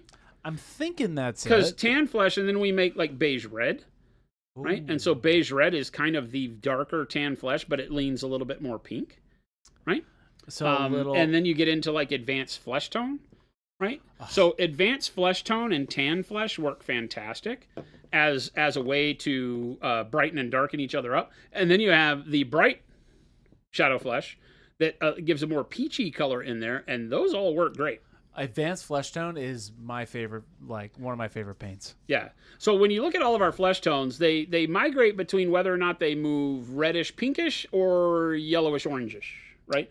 And that's where and they can all be used together, right? There's not like I said, all of the flesh tones make a story. And if you study just Google images flesh tones, you'll see that everybody shares the similar highlight colors until you get into like I always forget the name, the albino, like pure albino flesh, which is literally lack of pigment at all. And all you get is the colors from underneath the skin and that real flush of the blood vessels in the flesh. Yeah. So that one's the toughest one to move to, because it doesn't exhibit a lot of the pinkish and browns and undertones that other flesh tones do. So that's the only one that winds up being like, oh my God, how do I make this work? Advanced flesh tone with the beige red is some of my favorite quick skin workups. Oh, yeah. But even adding like one of the umbers to tan flesh works great. Burnt sienna into tan flesh works great, but it's going to make it more red. When you start looking at shading, tinting, and or what we call tint, tone, and shade. So tinting meaning to brighten a color. Yep. A lot of people will go to white first, and what you'll notice is that by adding white to a color, it tends to desaturate it very quickly. The standard tint, tones, and shades are white for the tint, gray, pure gray, right, for the tone, and black for the shade. The problem with all three of those colors is that they will immediately suck all of the color out of your hue, right? They will desaturate it and turn it into a very muddy-looking color fast. Not muddy necessarily with the tinting. It turns it into what I call bubblegum or very pastel, right? But you'll notice when you add pure black to a color, it grays it out almost immediately. Gray obviously grays it out immediately, and white turns it into a pastel. Like, just sucks the color out of it. So what we tend to do is, if you want to darken a color, first think about what that color is. So tan flesh, what is that color? It's kind of let's bring it out here, right? Yeah. So tan flesh is exactly that, right? It's kind of a tan. By tan, I don't mean sunlight tan, by the way. This is tan as in the color tan, which throws a lot of people off. They say, why is it so bright if it's supposed to be tan? Not the case. It is a flesh tone that is more leaning into a tan coloring, which most people don't put those two together. So that's the first thing to think about. Right? I'm just like... You're having an aha moment right now? Of course it means that, dude. Because you look at all the rest of our colors. It's not suntan. And after we named it, I was like, people aren't going to understand that one at all. I'm understand... Yes. Okay. And that's why beige red is called beige red, because it should have been more like beige flesh or something like that. But at the time this was one of our first colors. And so when we were doing it, I was like, yeah, it's a tan flesh. It is a tan flesh. And I had to explain it back in the beginning of, when I'm tan, I'm darker than that. I'm like, no, not suntan flesh. It's a not tanned flesh, tan flesh, the color tan. So anyway, sorry for everyone's confusion. No, it's okay. Right. I'm loving this. But it's a discovery. tan flesh, so it's a pinkish tan. So when we think about that, think of those two colors. Okay, well, what is tan? Tan is just a faded brown, right? So you could grab other browns, right? Like I said, you could grab light umber, and light umber would darken tan flesh, and it wouldn't evaporate the color. It would keep it in line with what you were expecting, right? Because it is in the family of, like, if not all colors are just half and half. It's not like tan and pink. That's not what I'm saying. But it exhibits, brownish tones, and it exhibits pinkish tones. So you can take browns and add them in there, and you can add pinks and add it in there. Because if you wanted to brighten this, I would not add white. I would add something like pale pink. Right? Because pale pink would then brighten it up, but it would keep enough of the reddish tone to it to not turn it into a pastel or a bubblegum flavored paint. Yeah. Right? So always be thinking about what brighter version of the paint, without it being named, right? Because we don't think in terms around here of it necessarily having to be a triad. It's not dark tan flesh and bright tan flesh. There are some of those. But you can use all sorts of colors. You could also look at this and say, okay, well, the tan, what happens to brown when it gets at its brightest? It becomes more like a faded yellow. So you could also take things like pale yellow, right? Not bright. But you could take something like pale yellow and mix it in with tan flesh and get a really cool brightened color as well. Right? So when you're looking, that's why when you see me do bright colors on models, I very, very, very rarely reach for white. I always reach for something like white blue, pale yellow. These become my favorite tint colors, and why we make them. Bright blue-green, things like this become a fantastic way to brighten colors that keeps them on hue. What I call on hue, meaning that they stay blue because you're adding a very bright blue to them, as opposed to adding a colorless color like white or black or gray.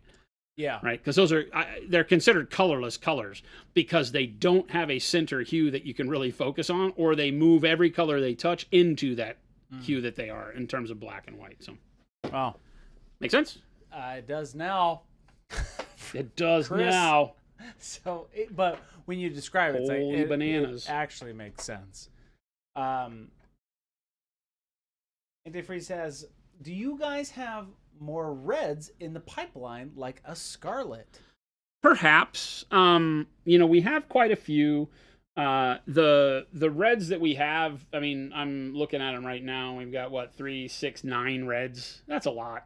It's a lot of red. If you're looking for a scarlet, which I think of as just being kind of a deep fire engine red, then things like the red oxide with possibly, it might be a little bit too dark, right? So you probably want to start from like bold pyrrole red, and then you could add in like a dark blue to that, and just little small hints of it.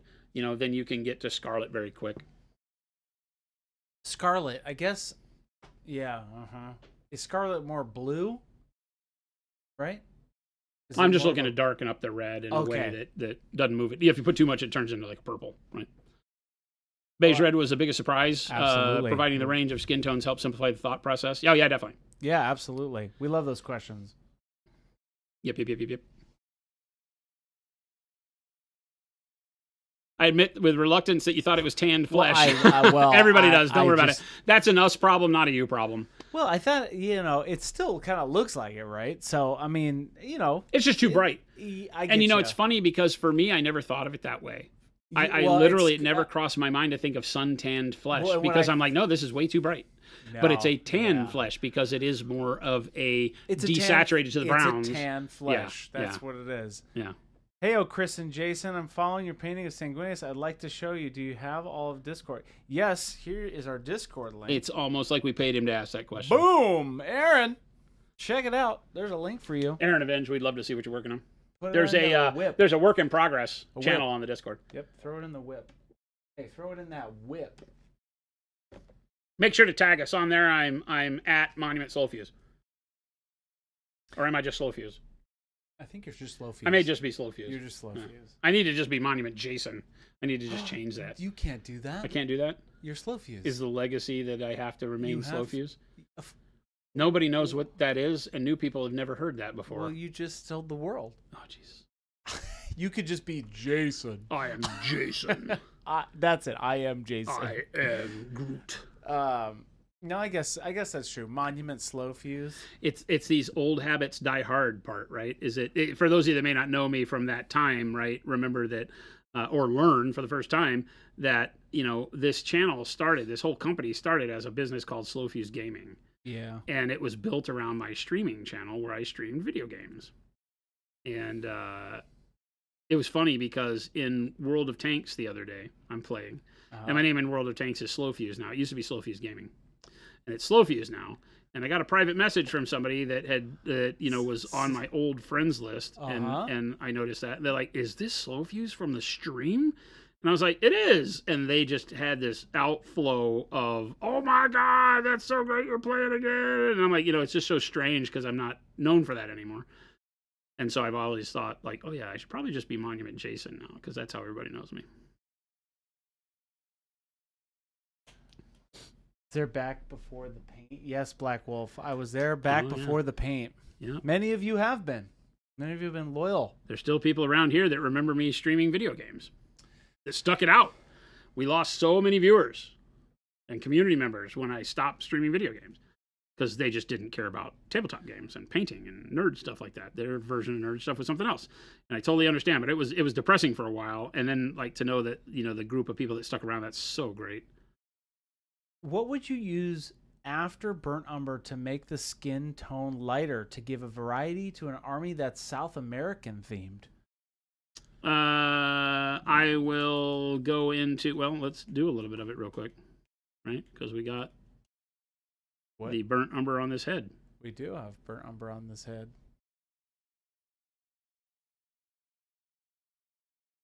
Again, I'm spending all day stippling burnt umber right now, so. Burnt umber is a great flesh tone. In the world of canvas painting, when you talk to artists, you'll find that burnt umber is a very frequently used color for skin. It is natively darker than the burnt umber you're going to get in our form. It'll be more like the burnt umber you'll see in our heavy body line, which is very dark as a native form of itself. But as far as what I would mix or not mix, we'll just go straight over the top of it, right? So we got burnt umber, right, is this color that's on the face right now. Now it's over dark purple, right, our dark purple primer. So everything on here is a little bit darker than it would normally be out of the bottle because I paint my base layers just with a little bit of thinning so that the purple shows through. And the dark purple is dark enough that it is going to darken up all the colors that are there. So go into this understanding that if you just go over white primer with burnt umber, it's going to be a lot brighter, and so you're going to have to pick your colors differently, right? You need to just understand my color process is painting from dark to light, so all of my colors as they're applied to the model until you reach my midtones and highlights are usually darker than they are in the bottle because I'm layering them over darker colors. Make sense? I like advanced flesh tone. Let's get some tan flesh because we've talked about that. We can get some beige red, right? So depending, so what did he say color-wise they were going for? What would you use after burnt umber to make the skin tone lighter to give variety to an army that's South American themed? Advanced flesh tone. I love this color. Because advanced flesh tone has enough yellow in it that it feels more like that sun-kissed skin. Oh. Does that make sense? Yeah.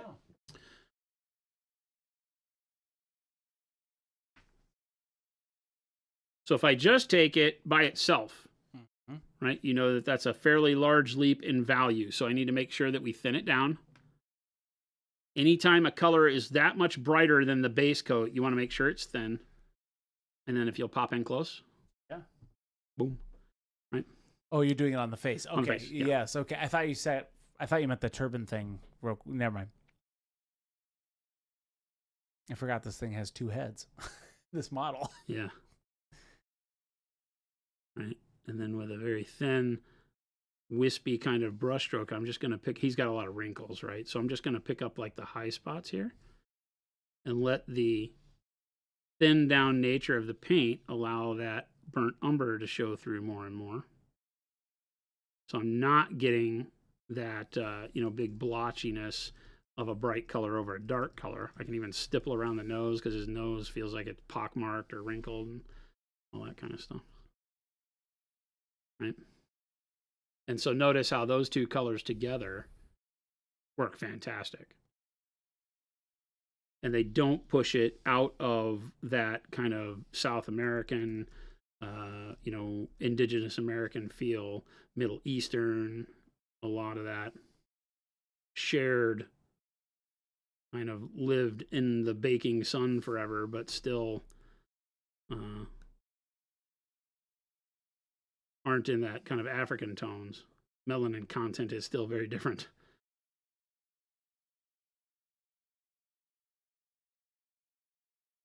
But the key is to make sure that that first layer that you put over the top is still pretty thin, so that I'm seeing more of the base layer of burnt umber and not just immediately turning it into advanced flesh tone. If you're not comfortable painting thin, mix them, right? On your palette, just mix these two colors 50-50. Right? And you can see the difference. Here it is without the highlight, with just the burnt umber. Yep. And then as we do it with the advanced flesh tone, we still get that nice mahogany kind of feel to the skin. It's got just enough reddishness to it. Yeah. Right? Now we're going to see a lot of contrast because he has a lot of wrinkles and such. Jason's head is looking good. Right? I do not have that many wrinkles. Yeah, I was just about to say. Yet. The more I have to deal with you guys in chat, I don't know how much time I have left with this nice, silky, smooth skin. But Source has a question. Can you talk about why you don't do zenithal? I find it helps me see the details, if nothing else. The honest to God's answer is that I've been painting for so long that it is not a necessary step for me anymore. I find the details by eyeballing the miniature, and in my head, I get in my mind's eye the view of what I want the model to become, and I paint to that vision in my head. That is not something that I teach people to do. That's something that is just learned and practiced over time. It's just the way I paint. You will begin to paint this. You will have your own quirks. They're not quirks, right? They're not good or bad.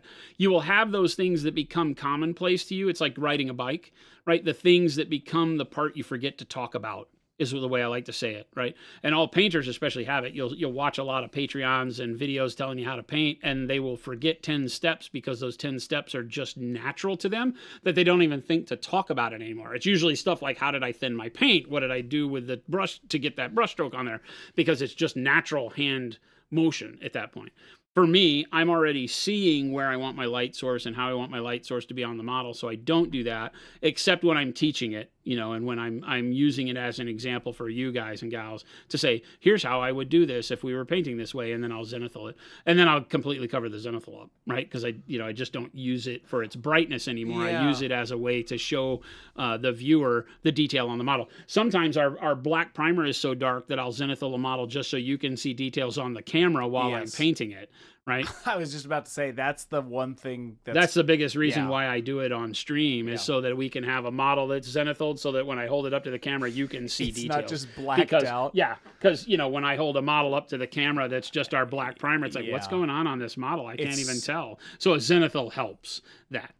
Otherwise, But I don't think I ever really zenithal for myself, for me using it on the model, unless I'm teaching you how to do things like we talked about earlier with taking our glaze wash medium and transparents or our other paints and making them into speed paints. Then the zenithal you're using for its contrast and for the volumes it creates on the model, because the color you're putting over it is just fast color that needs to have the brightness and the darkness to really become the finished product. And since I don't paint that way very often, that's why we don't show that off. But yes, it is a super useful tool. Do not let anybody tell you otherwise. It's like somebody telling you not to dry brush because that's a noob's technique. You don't need that negativity in your life. Dry brushing is a fantastic technique at any level of painting. It's just that as you get more confident and what we will call better at your painting and discover your own style, you'll use things like dry brushing and zenithal just where they're necessary and where they add a benefit, whether it's speed to get the job done or because a particular thing needs an OSL effect. So I'm going to zenithal highlight that OSL so that I can really see how light would radiate. If a model's holding out a lamp, a lot of times rather than a traditional zenithal, I'll paint the lamp bright white, and then I'll paint the airbrush or the spray can back from the lamp onto the model to zenithal from the light source, which is the lamp, which shows me how the OSL would work. So I'll do that so that I can get an idea of how I want my color to lay on the model. And then it's kind of just more like a paint by numbers, right? Because it shows me what needs to be bright, what needs to be dark, and then I just cover it up with color. But you're not using the zenithal to do. I guess do people also? Because I don't use a zenithal really at all. But is that because you could do like a speed paint or a contrast paint and then get something faster, or is it just for light value? Yeah, the speed paints and contrast paints need the zenithal to be relevant. Okay, that's where. If you and they don't really tell you this, some people do, but the companies don't. They want you to just spray it in like ColorForge white bone. Yeah. You just spray it in white bone and then put whatever brown contrast paint over it. Now you have a brown model. Yes. That looks hokey.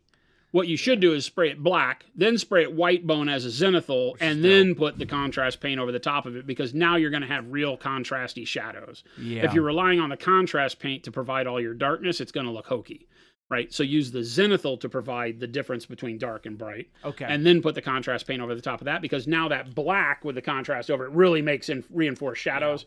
Your midtones where the white and the black turned into a gray give you midtones, and then the white gives you the bright color from the contrast, and you don't rely as much on the paint, deciding what's bright and dark. I'm going to have to try out all those new ones, those zenithals. What's an ETA on the new primers? Can't wait to try out the purple and the red oxide. But I don't have a good time for you. Hopefully soon. Hopefully soon. We got the heavy bodied acrylics coming out first. Which are coming out not next week, but the following week? Following week, yeah. If all goes right, we should have the heavy bodies ready to go for the following week for the U.S. And they won't be ready for rest of world for another month or so after that. To remind all of you, next week we'll be taking this same model that Jason's using, and he's going to be doing some heavy body acrylic stuff on it. Yep. To kind of give you some more examples. Yeah, which is how I would use them. I would typically go in and do something like this where I base coat with the normal Pro Acryl colors, because they give a higher level of opacity and a very, they all have the matte finish, but a higher level of opacity to give me that first pass, and then start building up layers on top. Although you've seen me also use the heavy bodies just to paint the chrome from start to finish and not use any of the Pro Acryl colors, so they're great for both. The primers are airbrush, not spray cans, correct? Black and stuff, yeah. The new colors are red oxide, dark purple, and I would call it bone, but it isn't our bone color necessarily. It's very close to bone. I forgot about that one. What is it? Yeah, it's very close to bone. It's like almost like it's not bright enough to be olive flesh. It's just a little yellower than bone. Is it dark ivory? No. It's a new color. Is it ivory bone? I guess it is closer to dark ivory than anything else. Oh, but it is darker though, right? It's a little yellower than all of them, right? Because I just wanted it to be a little bit darker to give you, if you're painting skeletons, ta-da! Now you can paint skeletons. That's the whole thing. I see. There you go. Yeah, more of just a tan, and then red oxide and dark purple. It's tan primer, yes. Sand primer. Tan, not tanned. No, not sun tanned primer. It's tan primer. Sun tanned primer. That's what it is. That's funny. After watching Baby J use transparent paints on those horses, you went back to using zenithal, which is Killjoy, which is a perfect example of when zenithal is super powerful, because the transparents need the brightness underneath and the darkness underneath to really give that punch in a very quick way, much like contrast and speed paints. So yeah, 100%. Great for that. Great for that. Yes, bud. Red oxide is a great color to prime flesh. Doing the dark purple, then doing the red oxide is going to give you a great way to underpaint flesh. If you have like an army of berserkers or Vikings or whatever that are a bunch of flesh marauders, dark purple, red oxide, then glaze your flesh over the top, and you're fantastic. So would you do a zenithal? It is kind of a bleached bone color shadow cast. Would you do the base as dark purple, zenithal the flesh, zenithal the red oxide, and then you could probably do dark yellow green. If you're doing all this with airbrush, you could do the bright yellow green over the top of that, and then you could also then glaze your flesh tone with the airbrush if you thinned it down real, and then you could go through that super fast. And you just do it. I got to do that with my. You could do that right now with our dark purple, red oxide, and bright yellow green. That's how I did like Wonder Woman and stuff like that. Although I usually hand paint all of the underpainting stuff so that I can show people the exact spots that you want to put it in. I could do that with the underpainting for it to really be. I don't want to say exact, because I don't use it exact. It's not anatomically correct. I don't always put the bright yellow green exactly where that color of fat cell is. Right. But it isn't the same as shading. So the thing you Okay. have to be careful of is that you paint the whole model purple. The red is in between like the dark areas and where the flush areas of the skin would be. So Oh. the red underneath, but also on top of the cheek and the tops of the ears, the red would be. So if you then zenithal green over that, you'd lose that. So you kind of Yeah. have to be a little bit more. You have to pay more attention to where you put your color when you're underpainting. Okay. That's why I say the dark purple and then the red oxide you could do with the airbrush, and you could zenithal the red oxide and get away with it. But then you probably hand paint the green on. Okay. That's But you what I don't was want it trying to everywhere. think. Wad, you out of here? Wad, take it easy. Thank you so much. Rattle Can, I was moving away from my mic. That's why I got low, because I was bouncing back and forth. He does. Because He sits on a spring. when I start to think, Chris about paint is a stuff. jack in the box. Boing. Have a great weekend.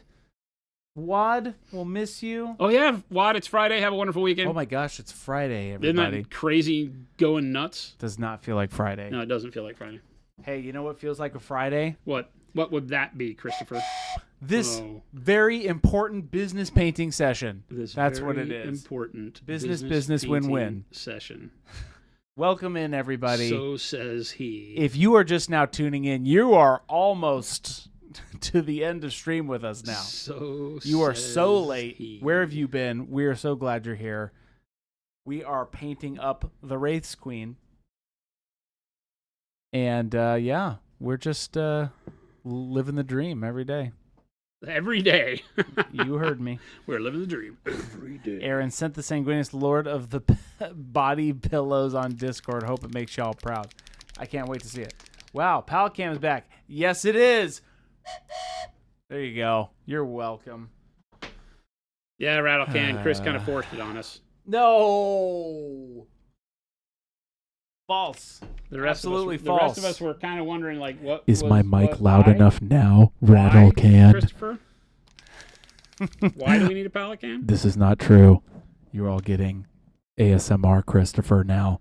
Minus No 1,000 more. sushi points. Palacam. Chris is such a... Minus 1 billion sushi points. Mo says with a misspelling. Chris is such such a hat ass. It's a Yes. hard ass, but yes, I mean business, Mo.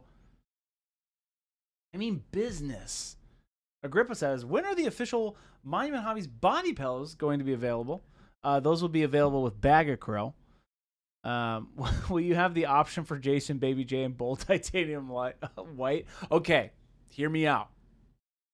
A giant pillow of Bold Titanium White could be funny. I mean, I think all those are very funny. I think those are great. I would love to know there's a world of people sleeping with my life-size body pillow. That would really, House that would really Adventures do something for my rating ego. Whenever I meet new 76. people, I'd be like, "Hi, what's your name? My name's Jason. I'm the guy who Welcome everybody in, has a Raiders. body pillow of. Thank you very much."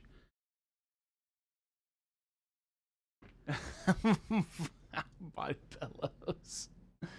Oh my gosh. Welcome in, everybody. Hi, my name's Jason. Have you seen my body pillow? Oh my gosh. Welcome in, everybody. This is Jason. I am Chris. We are painting. It's Friday. We're hoping you have a beautiful Friday. Isn't that right, Jason? I still can't get over the "we are painting" part. No, we are painting. We the people. Feel like I'm the only one painting here, Chris. I mean, some of those No, people we're are out there painting. painting too. You are definitely not painting. I am painting with you. We the people. We are painting this project alongside Jason. Welcome in. Oh my gosh. Valley Val, a Wizard's Butt Pro Acryl plushie. It could be. You don't know the inner workings and what's behind all of the beautiful inner workings. That's Sorry. that's his That was- load of horse that- manure for that saying he was- doesn't know what he's talking about. But That was my last bit of Welcome to the energy show. reserve. So now you're going into the backup generators for me. Old Christopher here. Giant paint? Yes, a giant paintbrush pillow could be fun too. Sugar Ooh, Rush like a says- paintbrush body pillow would be really fun. Sugar Rush says mousepad wizard's butt. I like it. I'm Aladdin gluing plastic together, watching your people, but color on plastic. That's correct. That's what we do well here is put paint on the model. Put paint on the model. That's Chad. right. That's all we're asking you to do. Very straightforward. Is it Low impact. low impact? This is this is a low impact sport for it's sure. It's an anaerobic workout, as long as you hold your breath. I feel like painting is anaerobic because we hold our breath when we stick the brush into the detail spots, like the tight spots. Becomes anaerobic. I'll go with that. Sounds like my doctor. My doctor would believe me. Oh man, what are we gonna do with all these people? Who are all these people? Just all the people here. Chat, me, you. What are we gonna do with all these people? Oh, chat. This week has been a good one, chat. I agree. I am ready for the weekend, though. Not gonna lie. I'm ready for the weekend. What painting since the first time? Nice. I'm painting for the first time since Sunday, and I am so happy. 80 Creations, I'm so happy for you. That's awesome. Here's what we do here, everybody. We put paint on models, okay? I need to make sure everybody knows that this is now a serious business painting stream. I am at almost 1 a.m. here. Just give us a pillow so we can fall asleep looking as good. Yes, as this bearded guy. This is Jason, HBDC Craze. You want my bedroom eyes lulling you to sleep every night? Is that what you're saying? We can do that. We can do that for you. Here at Monument Hobbies, we do a lot for our people. We can do that for you. We will get somebody on it right now from purchasing and marketing. We'll have Alex. Alex, here's what we need. Here's our motivation for today. Panic Bomb, you put paint on a model. Hey, who else put paint on a model today? Anybody? All of you chatters out there, all of you good people of the world in this chat, let us know if you put paint on a model today or if you're planning on to. It's Friday night, people. Get painting. What are you doing tonight? I might paint. Okay, there you go. I am also exhausted. You am also exhausted. So that sounds did like that the make out sense? you needed. I am to not paint. No, That's I what will heard. paint, and I will put paint on the model. That's I what will. I heard. Look at this. Yes. Put a heart. Put a heart if you've done some. Nice. I almost finished as oh. Okay. Nice. Who else put paint on the model today? I did. No, you don't count. Damn it. I always get the short. You got to end of do this. that for the people. I always get the short end of the stick. Dance, monkey, dance. Paint, monkey, paint.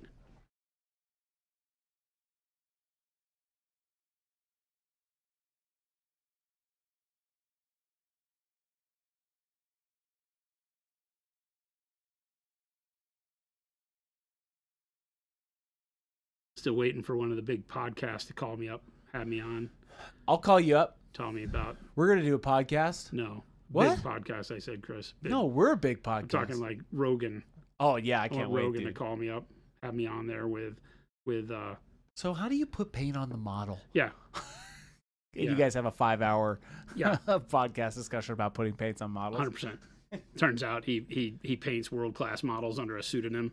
That'd be hilariously awesome if he did. Oh my gosh. Yes, Jason was on Trapped Under Plastic. Uh-huh.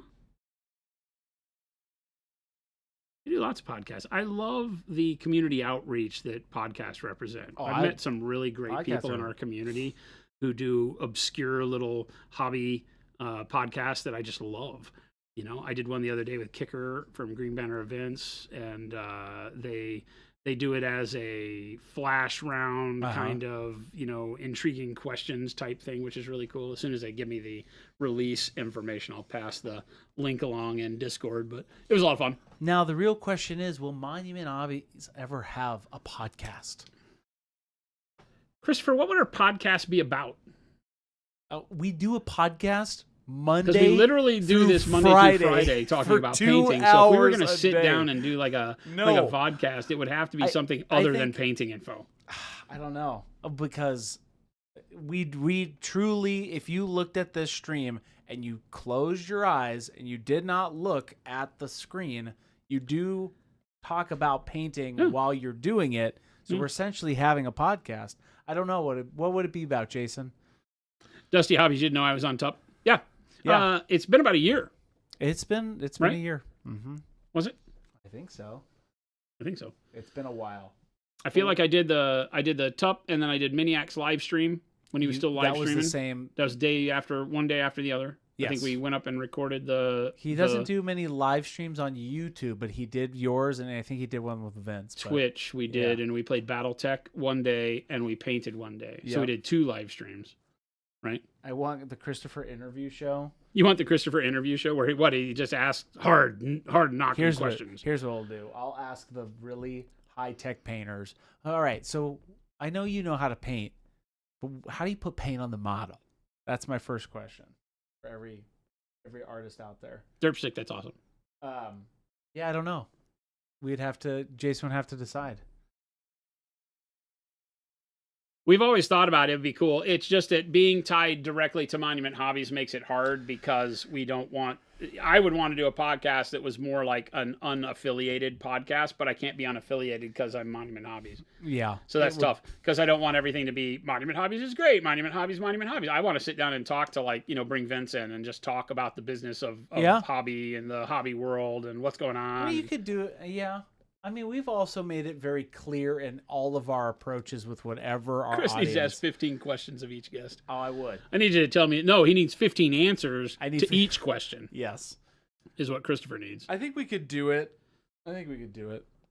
We've already established that we're pretty good at talking about things very diplomatically. You could have just stopped right after. We're pretty good at talking. We're pretty good at talking. We That's just true. blabber.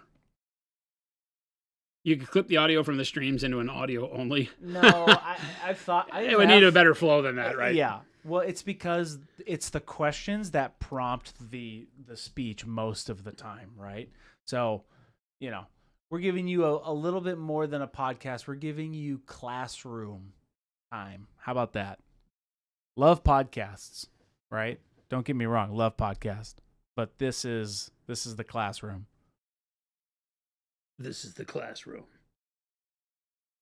I Am Aladdin says, I've seen a few YouTube videos of pros bringing their friends to paint sessions, and when asked how to do it and what paint brand / type does what, the answer is always something like, put paint on a brush and wipe it off on the model and see what happens. 100%. That's what we're doing here. 100%.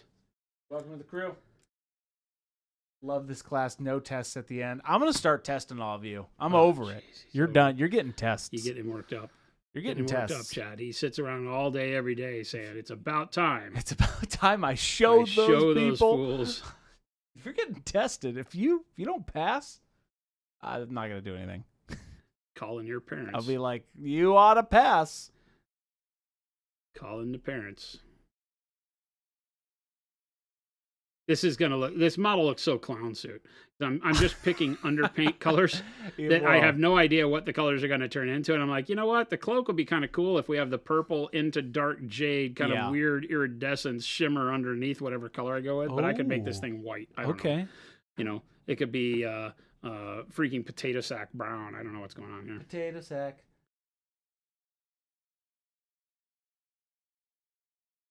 Yeah, you all failed the test. That's going to be the problem because you know what? I'll put a trick question in there. What's the trick? I don't know. I'll have to think about it. You need to tell me, and then I'll tell you, Chad. No. Artistic Outlaw, you're never off topic. Totally off topic. But do you have any advice for color choice to create a pale weathered mossy wood like unpainted fence posts? That's an amazing question. That's a question that gets us back on topic. I like that. Yeah, I do. Do we have the... Oh, you best believe I got whatever you're about to ask. What do you need? Oh, yeah, he's over there. Oh. Tree guy. Oh, yes, we do. He's going to show you Artistic Outlaw in just a minute. Thank you for that, Chris. That was great direction that you just gave. You're welcome. I'm here for you, chat, and I'm here for Jason, and I'm sometimes here for myself. I am painting this model right in front of you with Jason and you. Next, he's going to be Thank like, you. I facilitate greatness. What? I do. I do. I have given him What? unsubstantiated power. I can't wait for you to answer Artistic Outlaw's question. Give me just a second. Hold. Because I whites actually of their really, eyes. I wanted to, the reason why is because I like this workup and I wanted to remember. It's like, oh, I could do this on a new Ent. But used a lot of the flame on colors, right? The dark green brown. Yep. It's a good way to do that.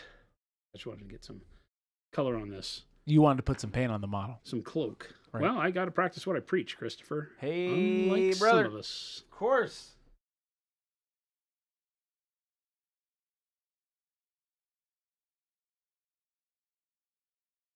Yeah, I want to, at some point, Chris, when we get all the base coats, which will be done like after today's show, pretty much. Sure. I want you to take a photo because I think the fun part of this model is going to be showing the before and after. Yep. Because people are looking at it right now and have no idea what I'm doing.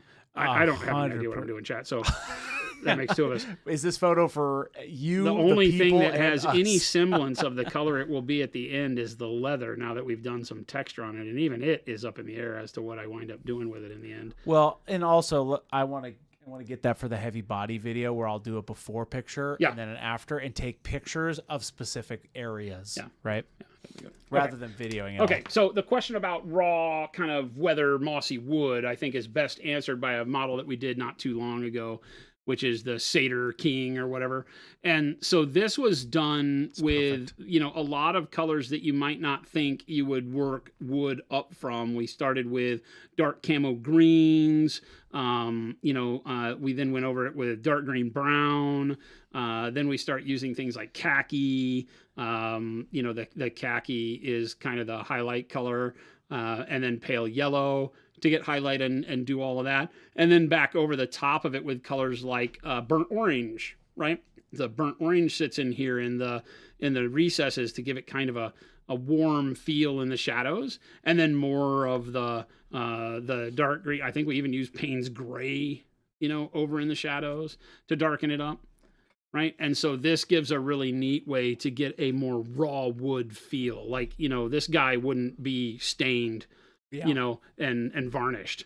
This would just be wood. So whatever the raw wood is, that's what you get. Now, you might be able to argue that it should be darker because it's more of a bark, but I'm thinking of it's like new growth wood. It's alive, right? Yeah. So it's not old and covered over yet. And Depends so on the being tree and the able to light. use browns and yellows and things like that you would normally think for wood, and then being able to come back with like Payne's grays and dark sea ben and blue greens in the shadows and oranges to warm it up is the thing that will give you a lot of flavor to your wood that makes it feel outdoors, part of the environment, weathered.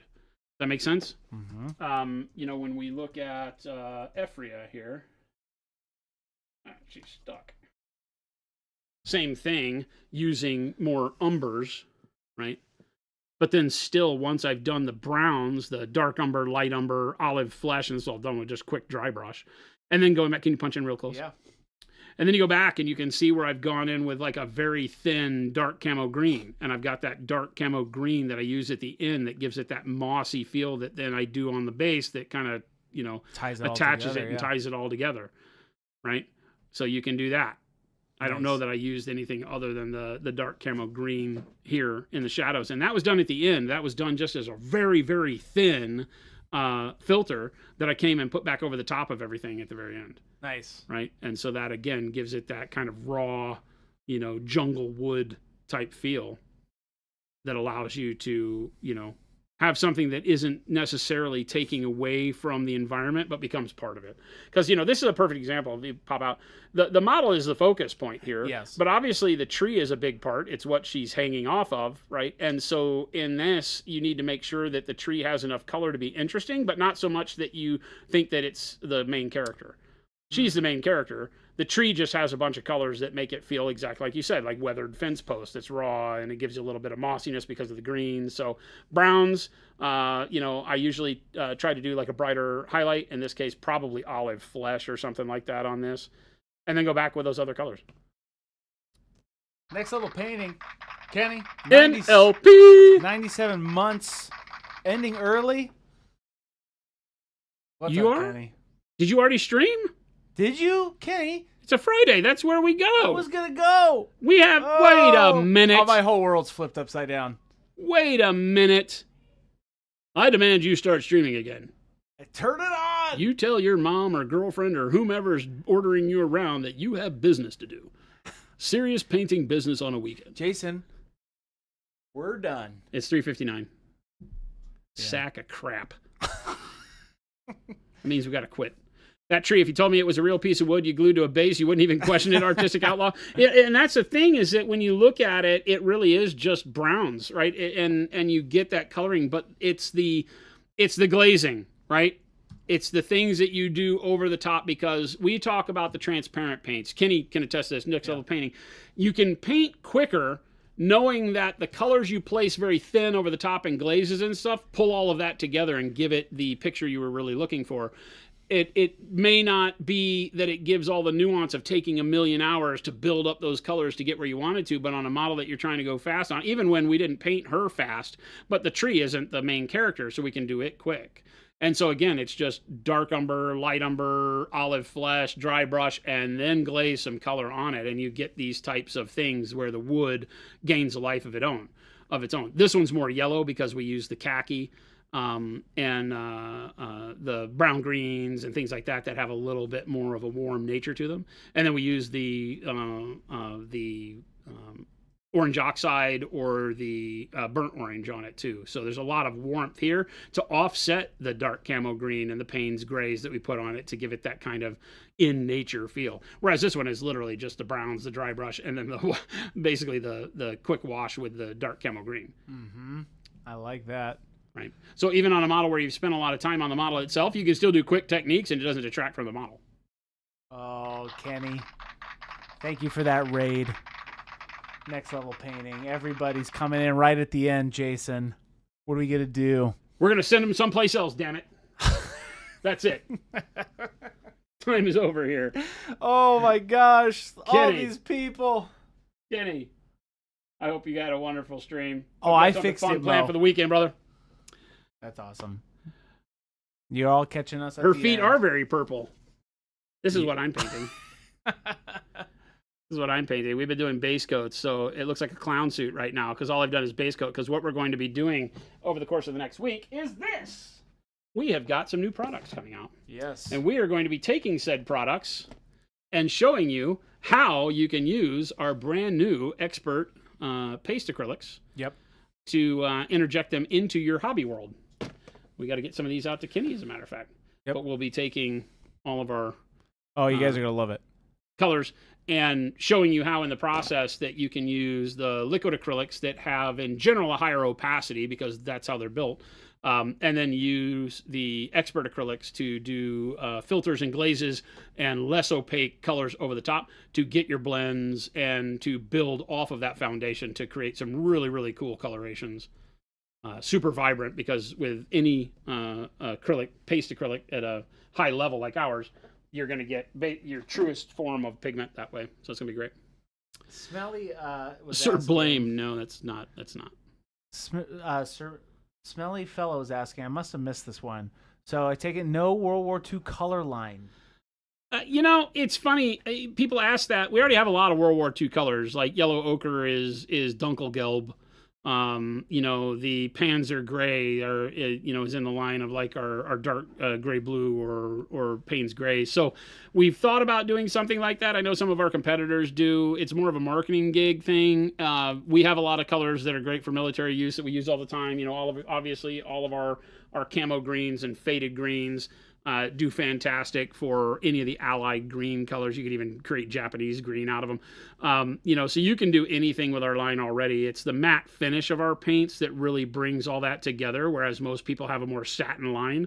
But yeah, we've thought about it. We have some national color code colors that I've thought about doing. We're not done yet with creating paints, but it's something that I have to make sure it is a reasonable representation, because we don't want to be Vallejo's model color line that has 5 million military colors like IJN Navy Gray.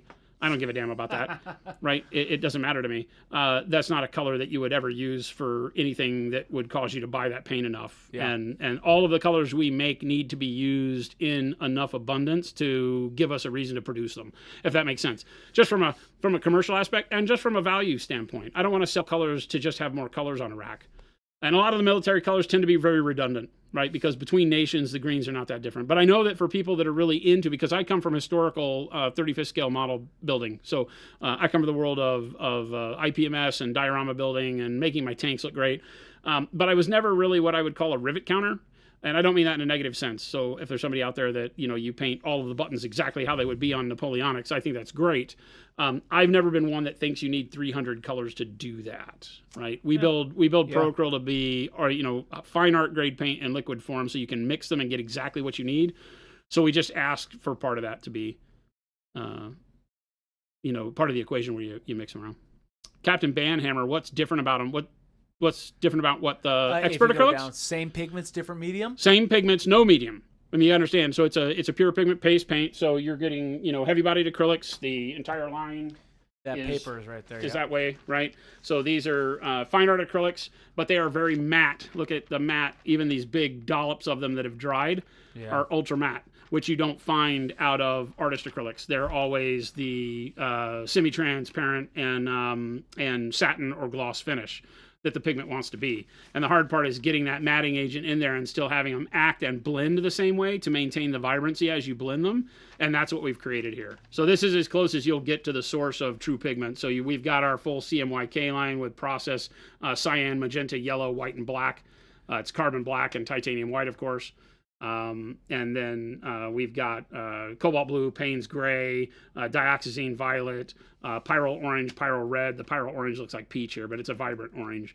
Pyro red, burnt sienna, nickel azo yellow, sap green, green light, and burnt umber. So fantastic stuff. You'll be able to create just about anything. So 16 colors in the initial line. We'll see how the public responds to them, and then we'll come out with more. I've got about 8 more colors on deck that we could do very quickly, but again, it won't be a line that'll be like 200 colors. There's no reason for it. We already have great in the Pro Acryl lineup, but this gives you basically even greater intensity of pigment than Pro Acryl out of the bottle because it's not diluted into a liquid medium. Great adhesion, great light fastness. Tremendous.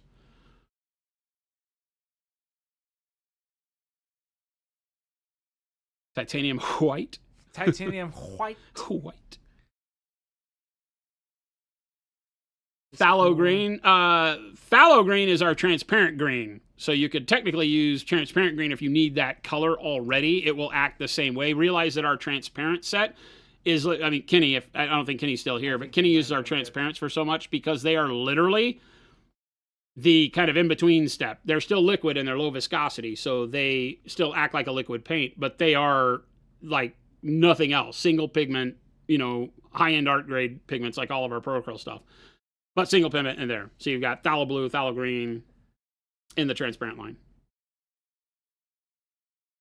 In your transparent line, are any of those pigments transparent, or is it just more diluted? They're all true base pigment. So most pigment is semi-translucent in its nature. Right, there are very few opaque pigments. The carbon blacks, titanium whites, a handful of others, right, that are truly opaque. Nickel azo might be opaque just due to the nickel content. Right, I have to check. The nice thing on these is that they'll tell you, right? Nope. Right, so nickel azo is transparent as well. Because most single pigments are transparent by their very nature. Sepia, transparent. You see the T. T for transparent, and then you got carbon black that's O for opaque. So we'll tell you right on there, and that's just the nature of the pigment itself. You have to add things to it to get opacity. So adding opacifiers to normal pigments, and that's generally what makes art hobby paints not as good because you have additives that create a situation where when you blend them, you get muddy colors quickly, as opposed to Pro Acryl, which is that's why some of our colors are less opaque than others because that base pigment is less opaque. And so you wind up getting true to hue blends with Pro Acryl. And the expert acrylics just take that to the next level by giving you an amount of pigment that you can't be rated by science. In Spitfire, those are going to be coming out not this next week, but the following week. Following week, yep. Learning a lot about oil paints and saw some of the list as transparent or semi-transparent. Yep, exactly. Yeah, and that's just the base level of the pigment because they don't add anything to them in general. You get opacity by adding white, black generally, but of course that then tints and shades your color. You might try these. You avoided the scale 71 due to price to size. Yeah, these are 30 mil, so 1 ounce of paint, and they're generally, we're looking at that 6 to 650 range per tube. So not too much more than our liquid paint, but you get more too, right? Because we're at 22 mil, you'll go to 30 mil. So the value, I think, will be very similar. And the reality behind the tube acrylics is that you get so much more intensity and usage out of that 30 mil. Most people tend to put out too much liquid paint. I try to teach people to use less paint because you don't really need that much. But because it's liquid and it's easy to stir around on the palette, we tend to waste a lot. Whereas with this, you can literally dip your brush into it, thin that out on the palette, and you haven't taken hardly any of the paint out of the tube, but you can make it go a tremendous way. Hairdo, the answer is absolutely no. No. Absolutely no. Yeah, and believe it, Captain Bandhammer, there are some pigments that don't work in acrylic suspension. So there's a lot of colors that we can do in the expert acrylic line that we can't do in the liquids because they just don't bond in the medium. Some pigments just don't like it. You can't float them in water-based suspensions.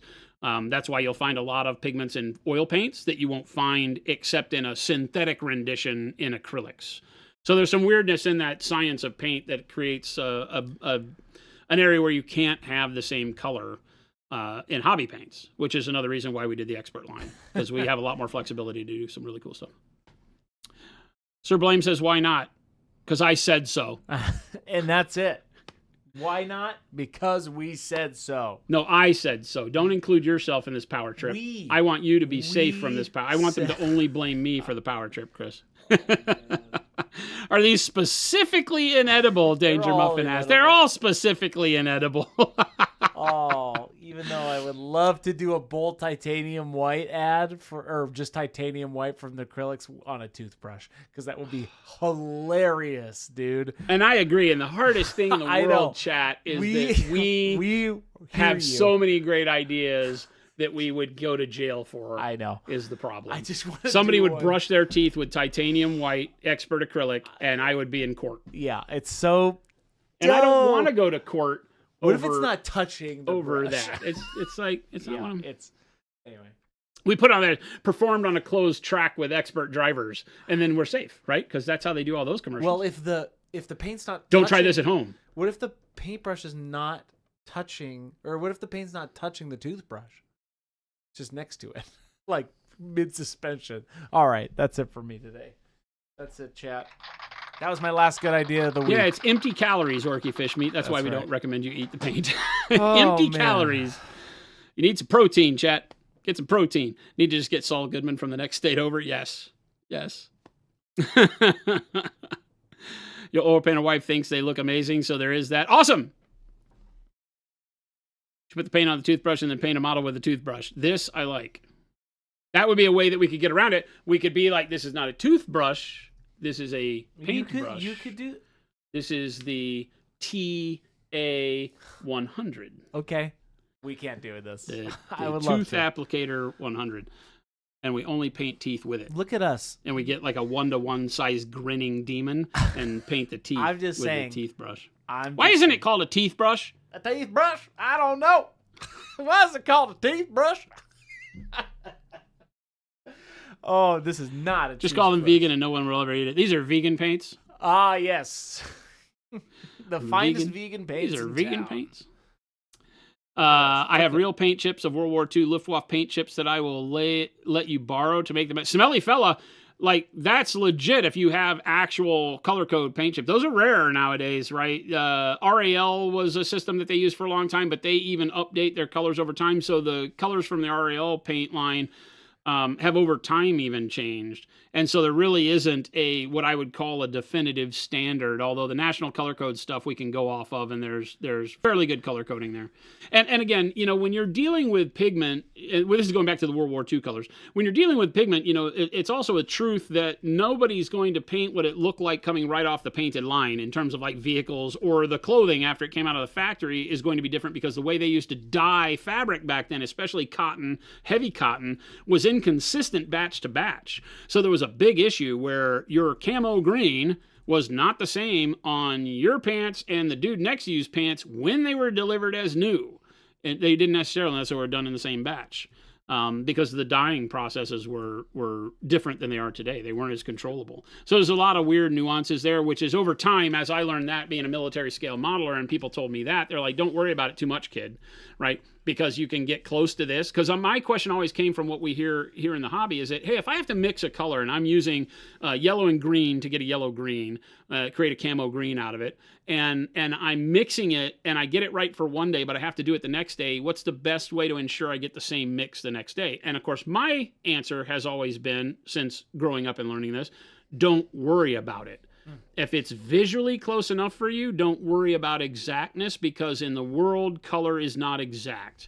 You can look at a bundle of flowers that are all the exact same flowers grown off the exact same flower bush. They will all have nuances that make them different in their coloration. So when you can adopt that confidence in the way you paint, you find that you paint with more realism, which in the military sense makes good sense, because unless you have a very specific need to do a diorama where all of these people are standing at attention on day one of the war, where the clothes were new, then you wouldn't need, exact color sequencing. But I treat that as the same if I'm painting Imperial Fist. The yellows can be a little bit different and such too. So it's funny because I keep posting the links to make sure people are seeing them, because I want to make sure with all the chat that people see the links. I am not getting antsy, Mo.